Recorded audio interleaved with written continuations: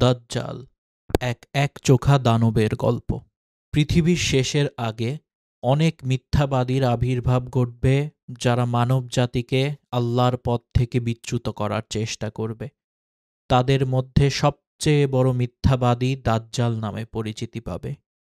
আদম আলাইহিসসালামের সময় থেকে শুরু করে শেষ পর্যন্ত, অর্থাৎ শেষ যুগ পর্যন্ত দাজ্জাল ঈমানের সবচেয়ে বড় পরীক্ষা। তার প্রচণ্ড ক্ষমতা থাকবে যা মানুষকে বিস্মিত করবে এবং সত্য থেকে তাদের বিভ্রান্ত করবে।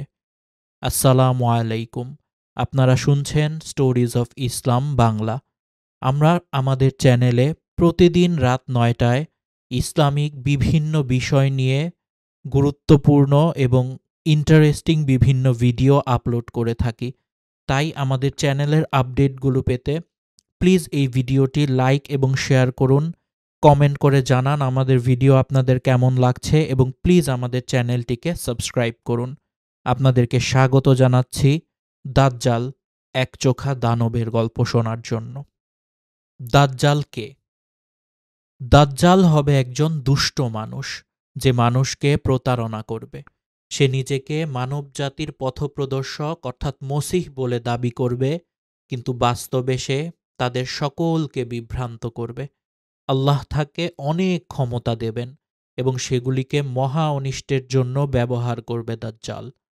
সে ৪০ দিন ধরে পৃথিবী ভ্রমণ করবে এবং মক্কা ও মদিনা ব্যতীত প্রত্যেকটি শহর পরিদর্শন করবে। সে মক্কা ও মদিনায় প্রবেশ করতে পারবে না, কারণ এই শহরগুলির দরজাগুলি ফেরেশতাদের দ্বারা পাহারা দেয়া হবে।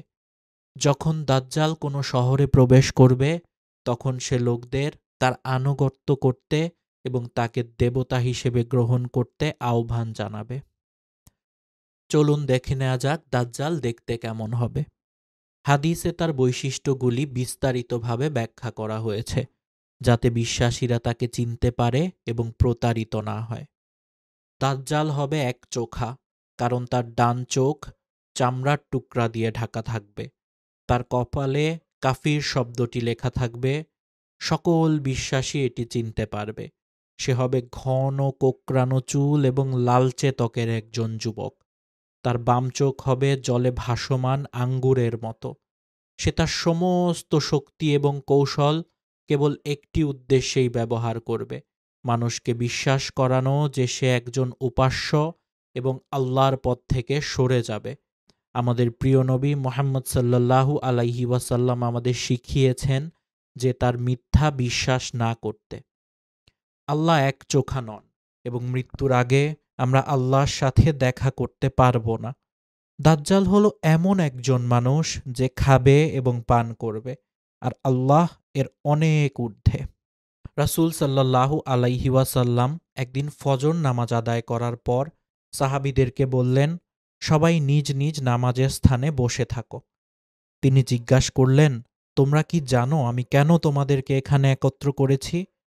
তোমাদেরকে কোনো কিছুর প্রতি উৎসাহ কিংবা কোনো কিছু থেকে ভীতি প্রদর্শনের জন্য একত্রিত করিনি, বরং আমি তোমাদেরকে গুরুত্বপূর্ণ একটি বিষয় জানানোর জন্য একত্রিত করেছি।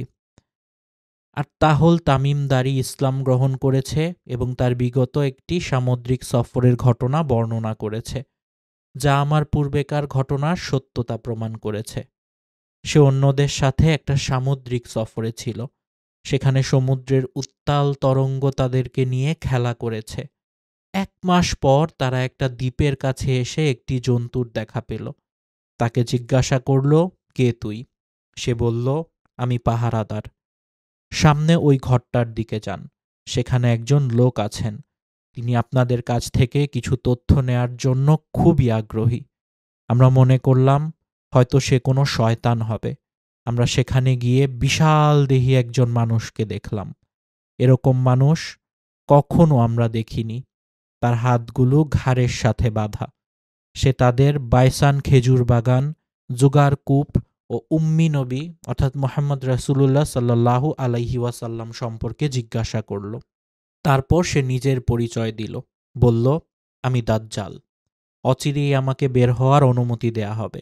আমি সারা দুনিয়ায় ঘুরে বেড়াবো, মক্কা ও তাইবা ব্যতীত। রাসূলুল্লাহ সাল্লাল্লাহু আলাইহি ওয়াসাল্লাম বললেন, শুনে রাখো, এটাই মদিনা অর্থাৎ তাইবা, এখানে সে প্রবেশ করতে পারবেন না।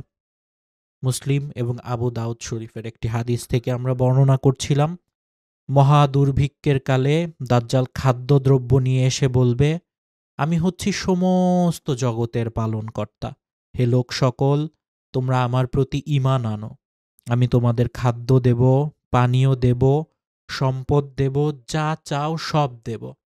নবী করিম সাল্লাল্লাহু আলাইহি ওয়াসাল্লাম বলেছেন, স্মরণ রেখো, দাজ্জাল কিন্তু এক চোখে কানা হবে, আর তোমাদের প্রকৃত পালনকর্তা কানা নন।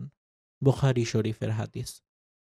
এক কথায় দাজ্জাল খাটো, বিশাল দেহ, বিশাল মাথা, উভয় চোখে ত্রুটিযুক্ত, ডান চোখটি ভাসমান আঙ্গুর সদৃশ অর্থাৎ কানা, বাম চোখে চামড়া, ঘন কুকরো ও অগোছালো চুল, সাদা চামড়ার দেহ, দুই নলার মধ্যবর্তী স্থানে যথেষ্ট ফাঁক এবং দুই চোখের মাঝে কাফের লেখা বিশিষ্ট হবে। দাজ্জাল পৃথিবীতে কয়দিন অবস্থান করবে? প্রশ্নের উত্তরে নবী করিম সাল্লাল্লাহু আলাইহি ওয়াসাল্লাম বলেছেন 40 দিন। প্রথম দিন 1 বছর, দ্বিতীয় দিন 1 মাস, তৃতীয় দিন 1 সপ্তাহের ন্যায় হবে। নবী করিম সাল্লাল্লাহু আলাইহি ওয়াসাল্লাম বলেন, প্রাচ্যের দিক থেকে দাজ্জাল মদিনায় আগ্রাসনের উদ্দেশ্যে আক্রমণ করবে। উহুদ পর্বতের পেছনে অবতরণ করা মাত্রই ফেরেশতারা তার চেহারাকে শামের দিকে ঘুরিয়ে দিবেন, সেখানেই তার বিনাশ ঘটবে। মুসলিম শরীফের হাদিস। ঈসা বিন মারিয়াম দাজ্জালকে লুত শহরের প্রধান ফটকের কাছে হত্যা করবেন। তিরমিজি শরীফের হাদিস। হাদিসের মাধ্যমে স্পষ্ট হয়ে গেছে যে শেষ জমানার সকল যুদ্ধই তীর তলোয়ার এবং অশ্বের মাধ্যমে সংঘটিত হবে। দাজ্জাল আসার আগে পৃথিবীতে ইহুদি এবং খ্রিস্টান যুদ্ধ হবে। যুদ্ধে ইহুদিরা অনেক খ্রিস্টান মেরে ফেলবে। যুদ্ধ শেষ হওয়ার পর ইহুদিদের বিরুদ্ধে মুসলমানদের সাপোর্ট দিবে খ্রিস্টানরা। দাজ্জাল যখন বের হবে তখন হজরত ঈসা আলাইহিসসালাম জমিনে তাশরিফ আনবেন। যখন ইমাম মাহদী আলাইহিসসালাম নামাজে দাঁড়াবেন, ইকামত চলতে থাকবে, এমন সময় উনি ছাদে নামবেন। পরে সিঁড়ি দিয়ে ওনাকে নিচে নামানো হবে এবং ইমাম মাহদী আলাইহিসসালাম ওনাকে বলবেন, প্রথম ওয়াক্ত আমি আপনার পেছনে নামাজ আদায় করব, এরপর থেকে আমি নামাজ পড়াবো। আল্লাহ রাসূল বলেছেন, আদমের সৃষ্টি থেকে কিয়ামত পর্যন্ত এমন কোনো বিষয় বা ঘটনা হবে না যা দাজ্জালের চেয়ে গুরুতর ও সংকটজনক। তিনি একথাও বলেছেন যে নূহ আলাইহিসসালাম থেকে নিয়ে কোনো নবী বাদ যাননি যিনি তার উম্মাকে দাজ্জাল সম্পর্কে সচেতন করেননি। শুধু তাই নয়, আল্লাহর নবী নিজে দাজ্জালের সংকট অর্থাৎ ফিতনা থেকে আল্লাহর কাছে আশ্রয় চেয়েছেন। দাজ্জাল শব্দের অর্থ চাকচিক্যময় প্রতারক, যেটা বাইরে থেকে দেখতে খুব সুন্দর কিন্তু ভেতরে কুৎসিত। যেমন মাকাল ফল, দেখতে অতি সুন্দর, মনে হবে খেতেও অতি সুস্বাদু, কিন্তু আসলে খেতে হবে বিস্বাদ এবং তিক্ত। দাজ্জাল বা দাজ্জাল প্রতিবর্ণীকৃত আল মাসিহ বা আল দাজ্জাল। ইসলামী পরিভাষা অনুসারে কেয়ামতের পূর্বে আবির্ভূত হওয়া এক মহাপ্রতারকের নাম। সে নিজেকে ঈশ্বর বা ঐশ্বরিক শক্তির অধিকারী ব্যক্তিত্ব বলে দাবি করবে এবং তার ঈশ্বরত্ব প্রমাণের জন্য বহু অলৌকিক কর্মকাণ্ড দেখাবে। অনেক মানুষ তাকে বিশ্বাস করে পথভ্রষ্ট হবে। সাধারণত পূর্বাঞ্চলের খোরাসান বা সিরিয়া, ইরাকের মধ্যবর্তী কোনো এলাকা থেকে তার আগমন ঘটবে। দাজ্জাল চরিত্রটি খ্রিস্টান পরলোক তত্ত্বে বর্ণিত খ্রিস্টারি চরিত্রের সঙ্গে সাদৃশ্যপূর্ণ। দাজ্জাল শব্দটি আরবি বিশেষণের অতিশায়ন, যার অর্থ মিথ্যা বা প্রতারক। এর অর্থ প্রতারক এবং সুরিয়ানি ভাষার শব্দটির সমরূপ হল দজ্জালা। আল মাসিহ আদ দাজ্জাল শব্দবন্ধটির অর্থ প্রতারক মসিহ, যার দ্বারা শেষ জমানার একজন প্রতারককে বোঝানো হয়। দাজ্জাল এক অশুভ সত্তা যে প্রকৃতি মসিহের ছদ্মবেশ ধারণ করবে। মুহাম্মদ সাল্লাল্লাহু আলাইহি ওয়াসাল্লাম দাজ্জালের অবস্থান পূর্ব দিকে উল্লেখ করেছেন। শুনে রাখো, সে আছে শাম দেশের সাগরে অর্থাৎ ভূমধ্য সাগরে অথবা আরব সাগরে। তা নয় সে আছে পূর্ব দিকে, সে আছে পূর্ব দিকে, সে আছে পূর্ব দিকে, এই বলে তিনি পূর্ব দিকে ইঙ্গিত করে দেখালেন। ফাতেমা বিনতে কায়েস বলেন, আমি এই হাদিসটি নবী করিম সাল্লাল্লাহু আলাইহি ওয়াসাল্লামের নিকট থেকে মুখস্থ করে রেখেছি।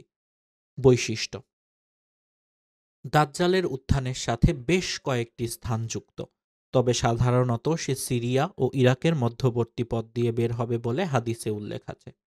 সাধারণত তার এক চোখ অন্ধ বলে বর্ণনা করা হয়। কোন চোখ অন্ধ তা অনিশ্চিত, কেননা কোনো হাদিসে বাম চোখ অন্ধ, আবার কোনো হাদিসে ডান চোখ অন্ধের কথা বলা হয়েছে। তবে তার দুটি চোখই ত্রুটিপূর্ণ বলে বিবেচিত, অন্তত একটি পুরোপুরি অন্ধ এবং অন্যটি বেরিয়ে আছে।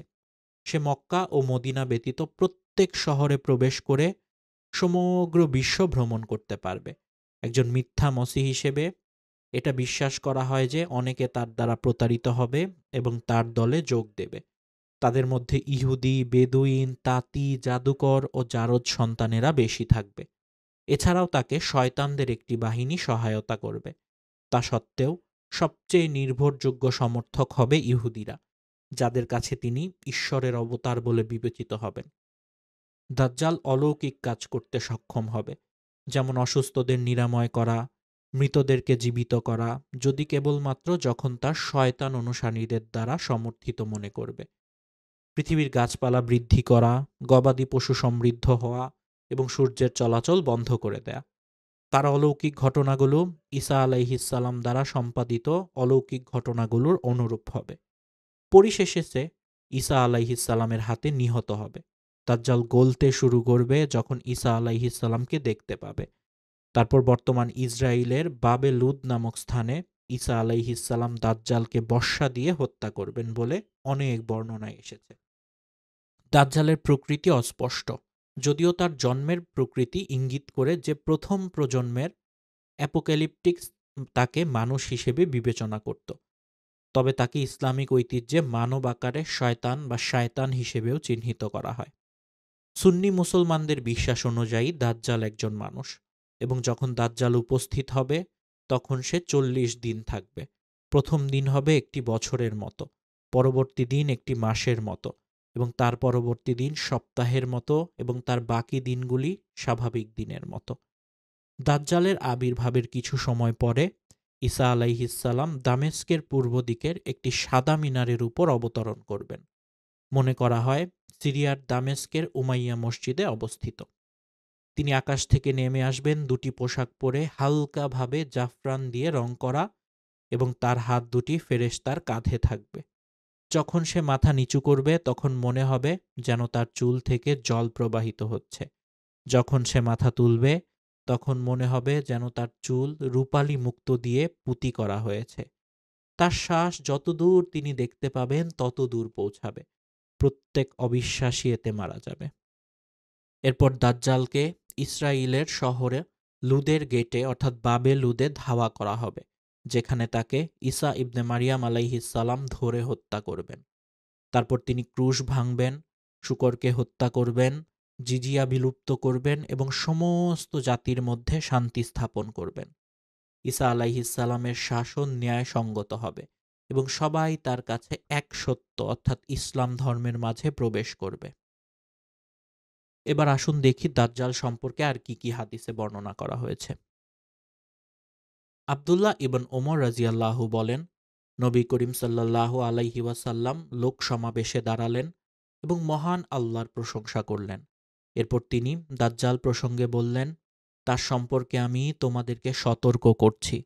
এমন কোনো নবী নেই যিনি তার কওমকে এ বিষয়ে সতর্ক করেননি। তবে তার সম্পর্কে আমি তোমাদের এমন একটি কথা বলবো যা কোনো নবী তার জাতিকে বলেননি।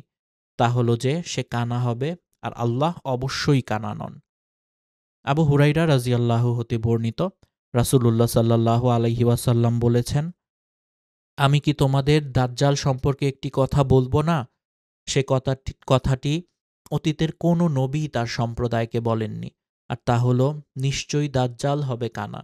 সে জান্নাত ও জাহান্নামের সাদৃশ্য সাথে নিয়ে আসবে।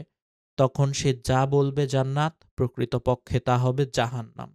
তার সম্পর্কে আমি তোমাদেরকে সাবধান করছি, যেমন নূহ আলাইহিস সালাম তার সম্প্রদায়কে তার সম্পর্কে সাবধান করেছিলেন। হুযায়ফা রাদিয়াল্লাহু বলেন, নবী করিম সাল্লাল্লাহু হতে বর্ণনা করেন, দাজ্জাল নিজের সাথে পানি ও আগুন নিয়ে বের হবে। মানুষ দৃশ্যত যা পানি ধারণ করবে মূলত তা হবে জ্বলন্ত আগুন। আর মানুষ যা আগুন ধারণা করবে বাস্তবে তা হবে ঠান্ডা মিষ্টি পানি। অতএব তোমাদের যে কেউ সেই দাজ্জালের যুগ পাবে সে যেন যা আগুন দেখতে পায় তাতে প্রবেশ করে, কেননা তা হবে সুস্বাদু মিষ্ট পানি। আনাস রাদিয়াল্লাহু হতে বর্ণিত আরেকটি হাদিসে নবী করিম সাল্লাল্লাহু আলাইহি ওয়াসাল্লাম বলেছেন, এমন কোনো নবী প্রেরিত হননি যিনি তার উম্মতকে এই কানা মিথ্যাবাদী সম্পর্কে সতর্ক করেননি। জেনে রেখো সে কানা, আর তোমাদের রব কানা নন, আর তার দুই চোখের মাঝখানে কাফির শব্দটি লিপিবদ্ধ থাকবে। আখেরীয় জামানায় কিয়ামতের নিকটবর্তী সময়ে মিথ্যুক দাজ্জালের আবির্ভাব ঘটবে। দাজ্জালের আগমন কিয়ামত নিকটবর্তী হওয়ার সবচেয়ে বড় আলামত। মানব জাতির জন্যে দাজ্জালের চেয়ে অধিক বড় বিপদ আর নেই।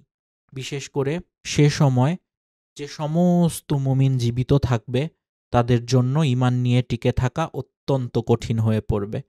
সমস্ত নবী আপন উম্মতকে দাজ্জালের ভয় দেখিয়েছেন। আমাদের নবী করিম সাল্লাল্লাহু আলাইহি ওয়াসাল্লামও দাজ্জালের ফিতনা থেকে সতর্ক করেছেন এবং তার অনিষ্ট থেকে বাঁচার উপায়ও বলে দিয়েছেন। ইবনে উমর রাদিয়াল্লাহু নবী করিম সাল্লাল্লাহু আলাইহি ওয়াসাল্লাম থেকে বর্ণনা করেন, একদা নবী সাল্লাল্লাহু আলাইহি ওয়াসাল্লাম দাঁড়িয়ে আল্লাহর যথাযোগ্য প্রশংসা করলেন। অতঃপর দাজ্জালের আলোচনা করতে গিয়ে বললেন, আমি তোমাদের তার ফিতনা থেকে সাবধান করছি। সকল নবী তাদের উম্মতকে দাজ্জালের ভয় দেখিয়েছেন, কিন্তু আমি তোমাদের কাছে দাজ্জালের একটি পরিচয়ের কথা বলবো যা কোনো নবী তার উম্মতকে বলেন নাই। তা হলো দাজ্জাল অন্ধ হবে, আর আমাদের মহান আল্লাহ অন্ধ নন। নাওয়াজ বিন সামআন রাদিয়াল্লাহু বলেন, একদা রাসূলুল্লাহ সাল্লাল্লাহু আলাইহি ওয়াসাল্লাম সকালবেলা আমাদের কাছে দাজ্জালের বর্ণনা করলেন। তিনি তার ফিতনাকে খুব বড় করে তুলে ধরলেন। বর্ণনা শুনে আমরা মনে করলাম নিকটস্থ খেজুর বাগানের পাশেই সে হয়তো অবস্থান করছে। আমরা রাসূলুল্লাহ সাল্লাল্লাহু আলাইহি ওয়াসাল্লামের নিকট থেকে চলে গেলাম। কিছুক্ষণ পর আমরা আবার তার কাছে গেলাম। এবার তিনি আমাদের অবস্থা বুঝে জিজ্ঞেস করলেন, তোমাদের কি হলো? আমরা বললাম, হে আল্লাহর রাসূল, আপনি যেভাবে দাজ্জালের আলোচনা করেছেন তা শুনে আমরা ভাবলাম হতে পারে সে খেজুর বাগানের ভিতরেই রয়েছে। নবী করিম সাল্লাল্লাহু আলাইহি ওয়াসাল্লাম বললেন, দাজ্জাল ছাড়া তোমাদের উপর আমার আরও ভয় রয়েছে। আমি তোমাদের মাঝে জীবিত থাকতেই যদি দাজ্জাল আগমন করে তাহলে তোমাদেরকে ছাড়া আমি একাই তার বিরুদ্ধে ঝগড়া করব, আর আমি চলে যাবার পর যদি সে আগমন করে তাহলে প্রত্যেক ব্যক্তি নিজেকে হেফাজত করবে, আর আমি চলে গেলে আল্লাহই প্রতিটি মুসলিমকে হেফাজতকারী হিসেবে যথেষ্ট। আসুন এবার জেনে নেই দাজ্জালের আগমনের সময় মুসলমানদের অবস্থা কিরূপ হবে। দাজ্জালের আগমনের পূর্ব মুহূর্তে মুসলমানদের অবস্থা খুব ভালো থাকবে। তারা পৃথিবীতে শক্তিশালী এবং বিজয়ী থাকবে। সম্ভবত এই শক্তির পতন ঘটানোর জন্যই দাজ্জালের আবির্ভাব ঘটবে। দাজ্জালের পরিচয়। দাজ্জাল মানব জাতিরই একজন হবে।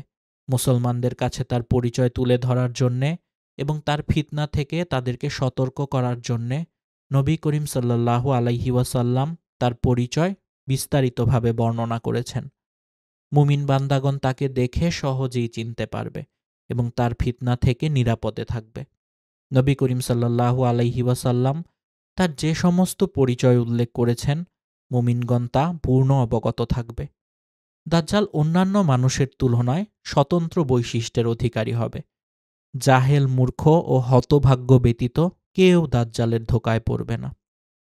নবী করিম সাল্লাল্লাহু আলাইহি ওয়াসাল্লাম দাজ্জালকে স্বপ্নে দেখে তার শারীরিক গঠনের বর্ণনাও প্রদান করেছেন। তিনি বলেন, দাজ্জাল হবে বৃহদাকার একজন যুবক পুরুষ। শরীরের রং হবে লাল, বেঁটে, মাথার চুল হবে কোকড়া, কপাল হবে উঁচু, বক্ষ হবে প্রশস্ত, চক্ষু হবে টেরা এবং আঙুর ফলের মতো উঁচু।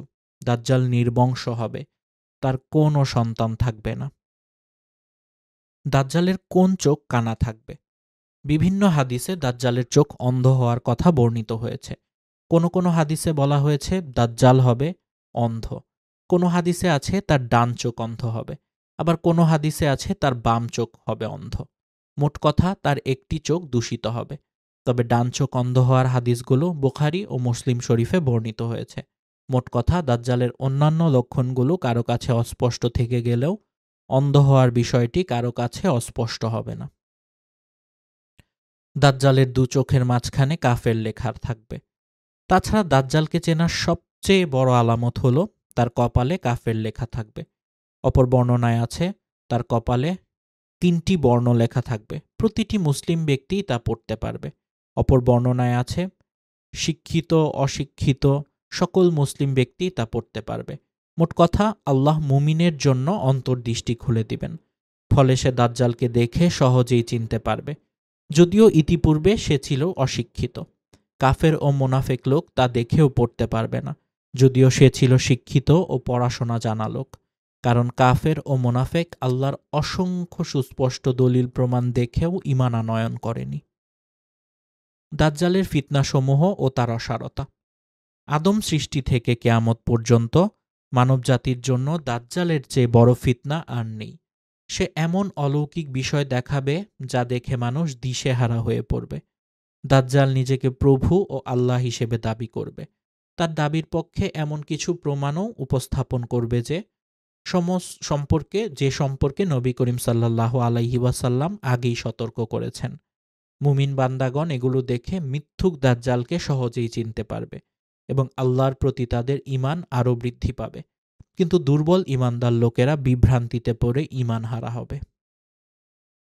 দাজ্জাল নিজেকে রাবব বা প্রভু হিসেবেও দাবি করবে। ঈমানদারদের কাছে এ দাবিটি সুস্পষ্ট দিবালোকের মতো মিথ্যা বলে প্রমাণিত হবে। দাজ্জাল তার দাবির পক্ষে যত বড় অলৌকিক ঘটনাই পেশ করুক না কেন, মুমিন ব্যক্তির কাছে এটি সুস্পষ্ট হবে যে সে একজন অক্ষম মানুষ, পানাহার করে, নিদ্রা যায় এবং পেশাব পায়খানা করে। সর্বোপরি সে হবে অন্ধ, যার ভিতরে মানবীয় সব দোষগুণ বিদ্যমান। সে কিভাবে রব বা আল্লাহ হতে পারে? একজন সত্যিকার মুমিনের বিশ্বাস হল মহান আল্লাহ সর্বপ্রকার মানবীয় দুষ্ত্রুটি থেকে সম্পূর্ণ মুক্ত। কোনো সৃষ্ট জীবই তার মতো নয়। আল্লাহকে দুনিয়ার জগতে কোনো মানুষের পক্ষে দেখাও সম্ভব নয়। দাজ্জাল বর্তমানে কোথায় আছে? ফাতেমা বিনতে কায়স রাদিয়াল্লাহু হতে বর্ণিত, তিনি বলেন, আমি মসজিদে গমন করে নবী সাল্লাল্লাহু আলাইহি ওয়াসাল্লামের সাথে নামাজ আদায় করছিলাম। আমি ছিলাম মহিলাদের কাতারে। তিনি নামাজ শেষে হাসতে হাসতে মিম্বারে উঠে বসলেন। প্রথমেই তিনি বললেন, প্রত্যেকেই যেন আপন আপন জায়গায় বসে থাকে। অতঃপর তিনি বললেন, তোমরা কি জানো আমি কেন তোমাদেরকে একত্রিত করেছি? তারা বললেন, আল্লাহ এবং তার রাসূলই ভালো জানেন। অতঃপর তিনি বললেন, আমি তোমাদেরকে এ সংবাদ দেওয়ার জন্য একত্রিত করেছি যে তামিম দারি ছিল একজন খ্রিস্টান লোক। সে আমার কাছে আগমন করে ইসলাম গ্রহণ করেছে। অতঃপর সে মিথ্যুক দাজ্জাল সম্পর্কে এমন ঘটনা বলেছে যা আমি তোমাদের কাছে বর্ণনা করতাম। লাম ও জোজাম গোত্রের ৩০ জন লোকের সাথে সে সাগর পথে ভ্রমণে গিয়েছিল।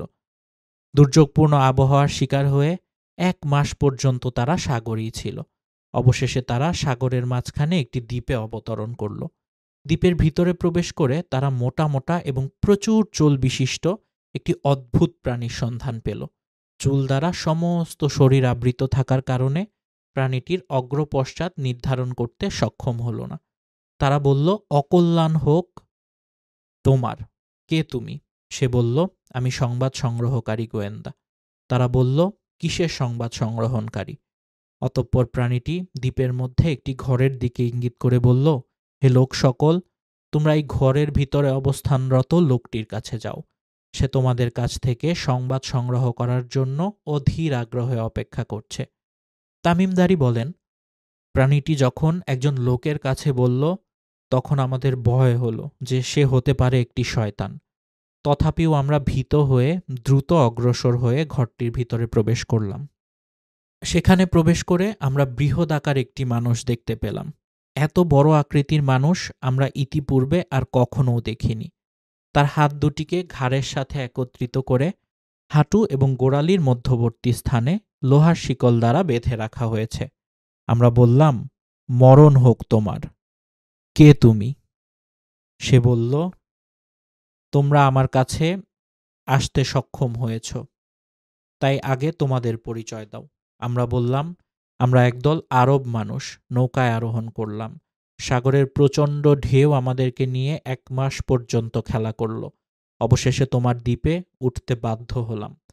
দ্বীপে প্রবেশ করেই প্রচুর পশম বিশিষ্ট এমন একটি জন্তুর সাক্ষাৎ পেলাম, প্রচুর পশমের কারণে যার অগ্রপশ্চাৎ চেনা যাচ্ছিল না। আমরা বললাম, অকল্যাণ হোক তোমার, কে তুমি?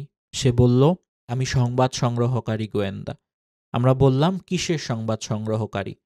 অতঃপর প্রাণীটি দ্বীপের মধ্যে এই ঘরের দিকে ইঙ্গিত করে বলল, হে লোক সকল, তোমরা এই ঘরের ভিতরে অবস্থানরত লোকটির কাছে যাও। সে তোমাদের নিকট থেকে সংবাদ সংগ্রহ করার জন্য অধীর আগ্রহে অপেক্ষা করছে। তাই আমরা তার ভয়ে তোমার কাছে দ্রুত আগমন করলাম। হতে পারো তুমি একজন শয়তান, এ ভয় থেকে আমরাও নিরাপদ নই। সে বলল, আমাকে তোমরা বাইসান সম্পর্কে সংবাদ দাও। আমরা তাকে বললাম, বাইসানের কি সম্পর্কে জিজ্ঞেস করছো? সে বলল, আমি তথাকার খেজুর বাগান সম্পর্কে জিজ্ঞাসা করছি। সেখানকার গাছগুলো এখনও ফল দেয়? আমরা বললাম, হ্যাঁ। সে বলল, সেদিন বেশি দূরে নয় যেদিন গাছগুলোতে কোনো ফল ধরবে না। অতঃপর সে বলল, আমাকে বুহাইরাতুত তাবাবিয়া সম্পর্কে সংবাদ দাও। আমরা তাকে বললাম, বুহাইরাতুত তাবারিয়ার কি সম্পর্কে জিজ্ঞেস করছো? সে বলল, আমি জানতে চাই সেখানে কি এখনও পানি আছে? আমরা বললাম, তথায় প্রচুর পানি আছে। সে বলল, অচিরেই তথাকার পানি শেষ হয়ে যাবে। সে পুনরায় বলল, আমাকে জুগার নামক ঝর্ণা সম্পর্কে সংবাদ দাও। আমরা তাকে বললাম, সেখানকার কি সম্পর্কে তুমি জানতে চাও? সে বলল, আমি জানতে চাই সেখানে কি এখনও পানি আছে? লোকেরা কি এখনও সে পানি দিয়ে চাষাবাদ করছে? আমরা বললাম, তথায় প্রচুর পানি রয়েছে, লোকেরা সে পানি দিয়ে চাষাবাদ করছে। সে আবার বলল, আমাকে উম্মিদের নবী সম্পর্কে জানাও। আমরা বললাম, সে মক্কায় আগমন করে বর্তমানে মদিনায় হিজরত করেছে। সে বলল, আরবরা কি তার সাথে যুদ্ধ করেছে? বললাম, হ্যাঁ। সে বলল, ফলাফল কি হয়েছে? আমরা তাকে সংবাদ দিলাম যে পার্শ্ববর্তী আরবদের উপর তিনি জয়লাভ করেছেন, ফলে তারা তার আনুগত্য স্বীকার করে নিয়েছে। সে বলল, তাই নাকি? আমরা বললাম, তাই। সে বলল, তার আনুগত্য করাই তাদের জন্য ভালো। এখন আমার কথা শোনো, আমি হলাম দাজ্জাল। অচিরেই আমাকে বের হওয়ার অনুমতি দেয়া হবে। আমি বের হয়ে 40 দিনের ভিতরে পৃথিবীর সমস্ত দেশ ভ্রমণ করব। তবে মক্কা মদিনায় প্রবেশ করা আমার জন্য নিষিদ্ধ থাকবে। যখনই আমি মক্কা বা মদিনায় প্রবেশ করতে চাইব, তখনই ফেরেশতাগণ কোষমুক্ত তলোয়ার হাতে নিয়ে আমাকে তাড়া করবে। মক্কা মদিনার প্রতিটি প্রবেশ পথে ফেরেশতাগণ পাহারা দিবে। হাদিসের বর্ণনাকারী ফাতেমা বিনতে কায়েস বলেন, নবী করিম সাল্লাল্লাহু আলাইহি ওয়াসাল্লাম হাতের লাঠি দিয়ে মিম্বারে আঘাত করতে করতে বললেন, এটাই মদিনা, এটাই মদিনা, এটাই মদিনা। অর্থাৎ এখানে দাজ্জাল আসতে পারবে না। অতঃপর নবী করিম সাল্লাল্লাহু আলাইহি ওয়াসাল্লাম মানুষকে লক্ষ্য করে বললেন, তামিমদারির হাদিসটি আমার কাছে খুবই ভালো লেগেছে। তার বর্ণনা আমার বর্ণনার অনুরূপ হয়েছে, বিশেষ করে মক্কা ও মদিনা সম্পর্কে। শুনে রাখো, সে আছে শাম দেশের সাগরে, ভূমধ্য সাগরে অথবা আরব সাগরে। তা নয় সে আছে পূর্ব দিকে, সে আছে পূর্ব দিকে, সে আছে পূর্ব দিকে। এই বলে তিনি পূর্ব দিকে ইঙ্গিত করে দেখালেন। ফাতেমা বিনতে কায়েস বলেন, আমি এই হাদিসটি নবী করিম সাল্লাল্লাহু আলাইহি ওয়াসাল্লামের নিকট থেকে মুখস্থ করে রেখেছি। দাজ্জালের যে সমস্ত ক্ষমতা দেখে মানুষ বিভ্রান্তিতে পড়বে। এক স্থান হতে অন্য স্থানে দ্রুত পরিভ্রমণ করতে পারবে দাজ্জাল। নাওয়াজ বিন সামআন থেকে বর্ণিত, নবী করিম সাল্লাল্লাহু আলাইহি ওয়াসাল্লাম দাজ্জালের চলার গতি সম্পর্কে জিজ্ঞেস করা হলে তিনি বলেন, দ্রুতগামী বাতাস বৃষ্টিকে যেভাবে চালিয়ে নেয়, দাজ্জালের চলার গতিও সেরকম হবে। তিনি আরও সংবাদ দিয়েছেন যে মক্কা ও মদিনা ব্যতীত পৃথিবীর সমস্ত অঞ্চল সে পরিভ্রমণ করবে। মক্কা ও মদিনার সমস্ত প্রবেশ পথে ফেরেশতাগণ তলোয়ার হাতে নিয়ে পাহারা দিবে। দাজ্জালের সাথে থাকবে জান্নাত এবং জাহান্নাম। দাজ্জালের সাথে জান্নাত ও জাহান্নাম থাকবে। প্রকৃত অবস্থা হবে সম্পূর্ণ বিপরীত। দাজ্জালের জাহান্নামের আগুন হবে প্রকৃতপক্ষে সুমিষ্ট পানি এবং জান্নাত হবে জাহান্নামের আগুন। নবী করিম সাল্লাল্লাহু আলাইহি ওয়াসাল্লাম বলেন, দাজ্জালের সাথে যা থাকবে তা আমি অবগত আছি। তার সাথে 2টি প্রবাহিত নদী থাকবে। বাহ্যিক দৃষ্টিতে একটিতে সুন্দর পরিষ্কার পানি দেখা যাবে, অন্যটিতে দাউ দাউ করে আগুন জ্বলতে দেখা যাবে। যার সাথে দাজ্জালের সাক্ষাৎ হবে সে যেন দাজ্জালের আগুনে ঝাঁপ দিয়ে পড়ে এবং সেখান থেকে পান করে, কারণ উহা সুমিষ্ট পানি। তার চোখের উপরে মোটা আবরণ থাকবে, কপালে কাফের লেখা থাকবে। মূর্খ ও শিক্ষিত সকল ঈমানদার লোকই তা পড়তে সক্ষম হবে। দাজ্জাল মৃত ব্যক্তিকে জীবিত করবে। দাজ্জাল তার কর্মকাণ্ডে শয়তানের সহযোগিতা নিবে। শয়তান কেবল মিথ্যা ও গুমরাহি এবং কুফরি কাজেই সাহায্য করে থাকে। নবী করিম সাল্লাল্লাহু আলাইহি ওয়াসাল্লাম বলেন, দাজ্জাল মানুষের কাছে গিয়ে বলবে, আমি যদি তোমার মৃত পিতামাতাকে জীবিত করে দেখাই, তাহলে কি তুমি আমাকে প্রভু হিসেবে মানবে? সে বলবে, অবশ্যই মানব। এ সুযোগে শয়তান তার পিতামাতার আকৃতি ধরে সন্তানকে বলবে, হে সন্তান, তুমি তার অনুসরণ করো, সে তোমার প্রতিপালক। হে আল্লাহ, আমরা আপনার কাছে দাজ্জালের ফিতনা থেকে আশ্রয় চাই। জড়পদার্থ ও পশুরাও দাজ্জালের ডাকে সাড়া দেবে। দাজ্জালের ফিতনার মাধ্যমে আল্লাহ তার বান্দাদেরকে পরীক্ষা করবেন। দাজ্জাল আকাশকে আদেশ দিবে বৃষ্টি বর্ষণ করার জন্য। আকাশ তার আদেশে বৃষ্টি বর্ষণ করবে। জমিনকে ফসল উৎপন্ন করতে বলবে, জমিন ফসল উৎপন্ন করবে। চতুষ্পদ জন্তুকে ডাক দিলে তারা দাজ্জালের ডাকে সাড়া দিবে। ধ্বংসপ্রাপ্ত ঘরবাড়িকে তার নিচে লুকায়িত ধন সম্পদ, গুপ্তধন বের করতে বলবে। নবী করিম সাল্লাল্লাহু আলাইহি ওয়াসাল্লাম বলেন, দাজ্জাল এক জনসমাজে গিয়ে মানুষকে তার প্রতি ঈমান আনয়নের আহ্বান জানাবে। এতে তারা ঈমান আনবে। দাজ্জাল তাদের উপর বৃষ্টি বর্ষণ করার জন্য আকাশকে আদেশ দিবে। আকাশ বৃষ্টি বর্ষণ করবে, জমিন ফসল উৎপন্ন করবে এবং তাদের পশুপাল ও চতুষ্পদ জন্তুগুলো অধিক মোটা তাজা হবে এবং পূর্বের তুলনায় বেশি দুধ প্রদান করবে। অতঃপর অন্য একটি জনসমাজে গিয়ে মানুষকে তার প্রতি ঈমান আনয়নের আহ্বান জানাবে। লোকেরা তার কথা প্রত্যাখ্যাত করবে। দাজ্জাল তাদের নিকট থেকে ব্যর্থ হয়ে ফেরত আসবে। এতে তারা চরম অভাবে পড়বে। তাদের ক্ষেত খামারে চরম ফসলহানি দেখা দিবে। দাজ্জাল পরিত্যক্ত ভূমিকে তার নিচে লুকায়িত গুপ্তধন বের করতে বলবে। গুপ্তধনগুলো বের হয়ে মৌমাছির দলের ন্যায় তার পিছে পিছে চলতে থাকবে। দাজ্জাল একজন মুমিন যুবককে হত্যা করে পুনরায় জীবিত করবে। নবী করিম সাল্লাল্লাহু আলাইহি ওয়াসাল্লাম বলেন, দাজ্জাল বের হয়ে মদিনার দিকে অগ্রসর হতে থাকবে। দাজ্জাল বের হয়ে মদিনার দিকে অগ্রসর হবে। যেহেতু মদিনায় দাজ্জালের প্রবেশ নিষেধ, তাই সে মদিনার নিকটবর্তী একটি স্থানে অবস্থান করবে। তার কাছে একজন মুমিন লোক গমন করবেন। তিনি হবেন ওই জামানার সর্বোত্তম মুমিন। দাজ্জালকে দেখে তিনি বলবেন, আমি সাক্ষ্য দিচ্ছি যে তুমি সেই দাজ্জাল যার সম্পর্কে রাসূলুল্লাহ সাল্লাল্লাহু আলাইহি ওয়াসাল্লাম আমাদেরকে সাবধান করেছেন। তখন দাজ্জাল উপস্থিত মানুষকে লক্ষ্য করে বলবে, আমি যদি একে হত্যা করে জীবিত করতে পারি, তাহলে কি তোমরা আমার ব্যাপারে কোনো সন্দেহ পোষণ করবে? লোকেরা বলবে, না। অতঃপর সে উক্ত মুমিনকে হত্যা করে পুনরায় জীবিত করবে। এ পর্যায়ে যুবকটি বলবে, আল্লাহর শপথ, তুমি যে মিথ্যুক দাজ্জাল, এ সম্পর্কে আমার বিশ্বাস আগের তুলনায় আরও মজবুত হলো। দাজ্জাল তাকে দ্বিতীয়বার হত্যা করার চেষ্টা করবে, কিন্তু তাকে হত্যা করতে সক্ষম হবে না। মুসলিম শরীফের বর্ণনায় এসেছে, উক্ত যুবক দাজ্জালকে দেখে বলবে, হে লোক সকল, এটি সেই দাজ্জাল যা থেকে নবী করিম সাল্লাল্লাহু আলাইহি ওয়াসাল্লাম আমাদেরকে সাবধান করেছেন। অতঃপর দাজ্জাল তার অনুসারীদেরকে বলবে, একে ধরো এবং প্রহার করো। তাকে মেরে পিটে জখম করা হবে। অতঃপর দাজ্জাল তাকে জিজ্ঞেস করবে, এখনও কি আমার প্রতি ঈমান আনবে না? নবী সাল্লাল্লাহু আলাইহি ওয়াসাল্লাম বলেন, উক্ত যুবক বলবেন, তুমি মিথ্যাবাদী দাজ্জাল। তারপর দাজ্জালের আদেশে তার মাথায় করাত লাগিয়ে দ্বিখণ্ডিত করে ফেলবে। দাজ্জাল দুখণ্ডের মাঝ দিয়ে হাঁটাহাঁটি করবে। অতঃপর বলবে, উঠে দাঁড়াও। তিনি উঠে দাঁড়াবেন। দাজ্জাল বলবে, এখনও ঈমান আনবে না? তিনি বলবেন, তুমি মিথ্যুক দাজ্জাল হওয়ার ব্যাপারে এখন আমার বিশ্বাস আরও বৃদ্ধি পেয়েছে। অতঃপর তিনি বলবেন, হে লোক সকল, আমার পরে আর কারো সাথে এরূপ করতে পারবে না। অতঃপর দাজ্জাল তাকে পাকড়াও করে আবার জবেহ করার চেষ্টা করবে, কিন্তু তার গলায় জবেহ করার স্থানটি তামায় পরিণত হয়ে যাবে। কাজেই সে জবেহ করতে ব্যর্থ হবে। অতঃপর তার হাতে পায়ে ধরে জাহান্নামে নিক্ষেপ করবে। লোকেরা মনে করবে তাকে জাহান্নামের আগুনে নিক্ষেপ করা হয়েছে, অথচ সে জান্নাতে নিক্ষিপ্ত হয়েছে। নবী করিম সাল্লাল্লাহু আলাইহি ওয়াসাল্লাম বলেন, এই ব্যক্তি হবে পৃথিবীতে সেদিন সবচেয়ে মহাসত্যের সাক্ষ্যদানকারী।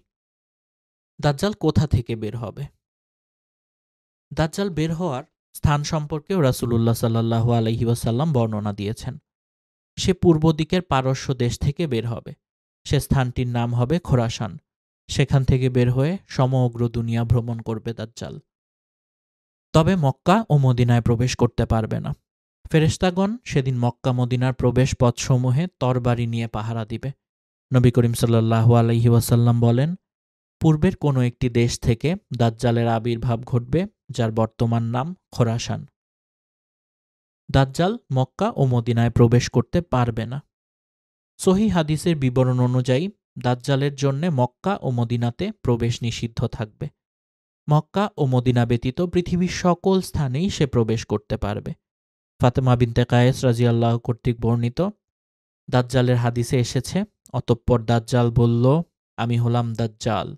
অচিরেই আমাকে বের হওয়ার অনুমতি দেয়া হবে। আমি বের হয়ে 40 দিনের ভিতরে পৃথিবীর সমস্ত দেশ ভ্রমণ করব। তবে মক্কা মদিনায় প্রবেশ করা আমার জন্য নিষিদ্ধ থাকবে। যখনই আমি মক্কা মদিনায় প্রবেশ করতে চাইব, তখনই কোষমুক্ত তলোয়ার হাতে নিয়ে ফেরেশতাগণ আমাকে তাড়া করবে। মক্কা মদিনার প্রতিটি প্রবেশ পথে ফেরেশতারা পাহারা দিবে। সে সময় মদিনা শরীফ 3 বার কেঁপে উঠবে এবং প্রত্যেক মুনাফিক এবং কাফেরকে বের করে দেবে। সে সময় মদিনা শরীফ 3 বার কেঁপে উঠবে এবং প্রত্যেক মুনাফিক এবং কাফেরকে বের করে দিবে। যারা দাজ্জালের নিকটে যাবে এবং তার ফিতনায় পড়বে, তাদের অধিকাংশই হবে মহিলা। দাজ্জালের ফিতনা থেকে বাঁচানোর জন্য পুরুষেরা তাদের স্ত্রী, মা, বোন, কন্যা, ফুফু এবং অন্যান্য স্বজন মহিলাদেরকে রশি দিয়ে বেঁধে রাখবে। এবার জেনে নেওয়া যাক দাজ্জাল পৃথিবীতে কতদিন থাকবে। সাহাবীগণ রাসূল সাল্লাল্লাহু আলাইহি ওয়াসাল্লামকে জিজ্ঞেস করেছেন, দাজ্জাল পৃথিবীতে কতদিন অবস্থান করবে? উত্তরে তিনি বলেছেন, সে 40 দিন অবস্থান করবে। প্রথম দিনটি হবে 1 বছরের মতো লম্বা, দ্বিতীয় দিনটি হবে 1 মাসের মতো, তৃতীয় দিনটি হবে 1 সপ্তাহের মতো, আর বাকি দিনগুলো দুনিয়ার স্বাভাবিক দিনের মতোই হবে। আমরা বললাম, যে দিনটি 1 বছরের মতো দীর্ঘ হবে, সেদিন কি একদিনের নামাজই যথেষ্ট হবে? উত্তরে তিনি বললেন, না, বরং অনুমান করে সময় নির্ধারণ করে নামাজ পড়বে। কারা দাজ্জালের অনুসরণ করবে? দাজ্জালের অধিকাংশ অনুসারী হবে ইহুদি, তুর্কি এবং অনারব লোক। তাদের অধিকাংশ হবে গ্রাম্য মূর্খ এবং মহিলা। ইহুদিরা মিথ্যুক কানা দাজ্জালের অপেক্ষায় রয়েছে। তাদের বিশ্বাস অনুযায়ী দাজ্জাল হবে তাদের বাদশা। তার নেতৃত্বে তারা বিশ্ব পরিচালনা করবে। নবী সাল্লাল্লাহু আলাইহি ওয়াসাল্লাম বলেন, দাজ্জালের অধিকাংশ অনুসারী হবে ইহুদি এবং মহিলা। তিনি আরও বলেন, ইস্পাহানের 70,000 ইহুদি দাজ্জালের অনুসরণ করবে। তাদের সবার পরনে থাকবে সেলাইবিহীন চাদর। গ্রাম্য অশিক্ষিত লোকেরা মূর্খতার কারণে এবং দাজ্জালের পরিচয় সম্পর্কে তাদের জ্ঞান না থাকার কারণে দাজ্জালের অলৌকিক ক্ষমতা দেখে তারা ফিতনায় পড়বে। মহিলাদের ব্যাপারটিও অনুরূপ। তারা সহজেই যে কোনো জিনিস দেখে প্রভাবিত হয়ে থাকে। দাজ্জালের ফিতনা থেকে বাঁচার উপায়। নবী করিম সাল্লাল্লাহু আলাইহি ওয়াসাল্লাম দাজ্জালের ফিতনা থেকে রেহাই পাওয়ার উপায়ও বলে দিয়েছেন আমাদেরকে। তিনি উম্মাতকে একটি সুস্পষ্ট দিনের উপর রেখে গেছেন, সকল প্রকার কল্যাণের পথ প্রদর্শন করেছেন এবং সকল অকল্যাণের পথ থেকে সতর্ক করেছেন। উম্মাতের উপরে যেহেতু দাজ্জালের ফিতনা সবচেয়ে বড়, তাই তিনি দাজ্জালের ফিতনা থেকে কঠোরভাবে সাবধান করেছেন এবং দাজ্জালের লক্ষণগুলো সুস্পষ্ট করে বর্ণনা করেছেন, যাতে মুমিন বান্দাদের জন্য এই প্রতারণা, ধোঁকাবাজ ও মিথ্যুক দাজ্জালকে চিনতে কোনোরূপ অসুবিধা না হয়। ইমাম সাফারাইনি রাদিয়াল্লাহু বলেন, প্রতিটি বিজ্ঞ মুসলিমের উচিত তার ছেলে মেয়ে, পরিবার, স্ত্রী এবং সকল নারী পুরুষদের জন্য দাজ্জালের হাদিসগুলো বর্ণনা করা, বিশেষ করে ফিতনায় পরিপূর্ণ আমাদের বর্তমান জমানায়। দাজ্জালের ফিতনা থেকে বাঁচার উপায়গুলো নিম্নরূপ। 1. ইসলামকে সঠিকভাবে আঁকড়ে ধরা। ইসলামকে সঠিকভাবে আঁকড়িয়ে ধরা এবং ঈমানের উপর অটল থাকাই দাজ্জালের ফিতনা থেকে বাঁচার একমাত্র উপায়। যে মুমিন আল্লাহর নাম ও তার অতুলনীয় সুমহান গুণাবলী সম্পর্কে জ্ঞান অর্জন করবে, সে অতি সহজেই দাজ্জালকে চিনতে পারবে। সে দেখতে পাবে দাজ্জাল খাওয়া দাওয়া করে এবং পান করে। মুমিনের আকীদা এই যে আল্লাহ তাআলা পানাহার ও অন্যান্য মানবীয় দুষ্গুণ থেকে সম্পূর্ণ পবিত্র। যে পানাহারের প্রতি মুখাপেক্ষী সে কখনো আল্লাহ বা রব হতে পারে না। দাজ্জাল হবে অন্ধ। আল্লাহ এরূপ দুষ্ত্রুটির অনেক ঊর্ধ্বে। আল্লাহর গুণাবলী সম্পর্কে সুস্পষ্ট ধারণার অধিকারী মুমিনদের মনে প্রশ্ন জাগবে যে নিজের দোষ থেকে মুক্ত হতে পারে না, সে কিভাবে প্রভু হতে পারে? মুমিনের আকীদা এই যে আল্লাহকে দুনিয়ার জীবনে দেখা সম্ভব নয়, অথচ মিথ্যুক দাজ্জালকে মুমিন কাফের সবাই দুনিয়াতে দেখতে পাবে। 2. দাজ্জালের ফিতনা থেকে আশ্রয় প্রার্থনা করা। আয়েশা রাদিয়াল্লাহু বলেন, আমি নবী করিম সাল্লাল্লাহু আলাইহি ওয়াসাল্লামকে নামাজের ভিতরে দাজ্জালের ফিতনা থেকে আশ্রয় চাইতে শুনেছি। তিনি নামাজের শেষ তাশাহুদে বলতেন, হে আল্লাহ, আমি আপনার কাছে কবরের আযাব, জাহান্নামের আযাব, জীবন মরণের ফিতনা এবং মিথ্যুক দাজ্জালের ফিতনা থেকে আশ্রয় চাই। 3. দাজ্জাল থেকে দূরে থাকা। নবী করিম সাল্লাল্লাহু আলাইহি ওয়াসাল্লাম দাজ্জালের নিকটে যেতে নিষেধ করেছেন। কারণ সে এমন একজন লোকের কাছে আসবে যে নিজেকে ঈমানদার মনে করবে। দাজ্জালের কাজকর্ম দেখে সে বিভ্রান্তিতে পড়ে ঈমান হারা হয়ে যাবে। মুমিনের জন্য উত্তম হলো সম্ভব হলে সে সময়ে মদিনা অথবা মক্কায় বসবাস করার চেষ্টা করা, কারণ দাজ্জাল সেখানে প্রবেশ করতে পারবে না। বেশি বেশি সূরা কাহাফ পাঠ করা। নবী করিম সাল্লাল্লাহু আলাইহি ওয়াসাল্লাম দাজ্জালের ফিতনার সম্মুখীন হলে মুমিনদের সূরা কাহাফ মুখস্থ করতে এবং তা পাঠ করতে আদেশ করেছেন। তিনি বলেন, যে সূরা কাহাফের প্রথম 10টি আয়াত মুখস্থ করবে সে দাজ্জালের ফিতনা থেকে হেফাজত থাকবে।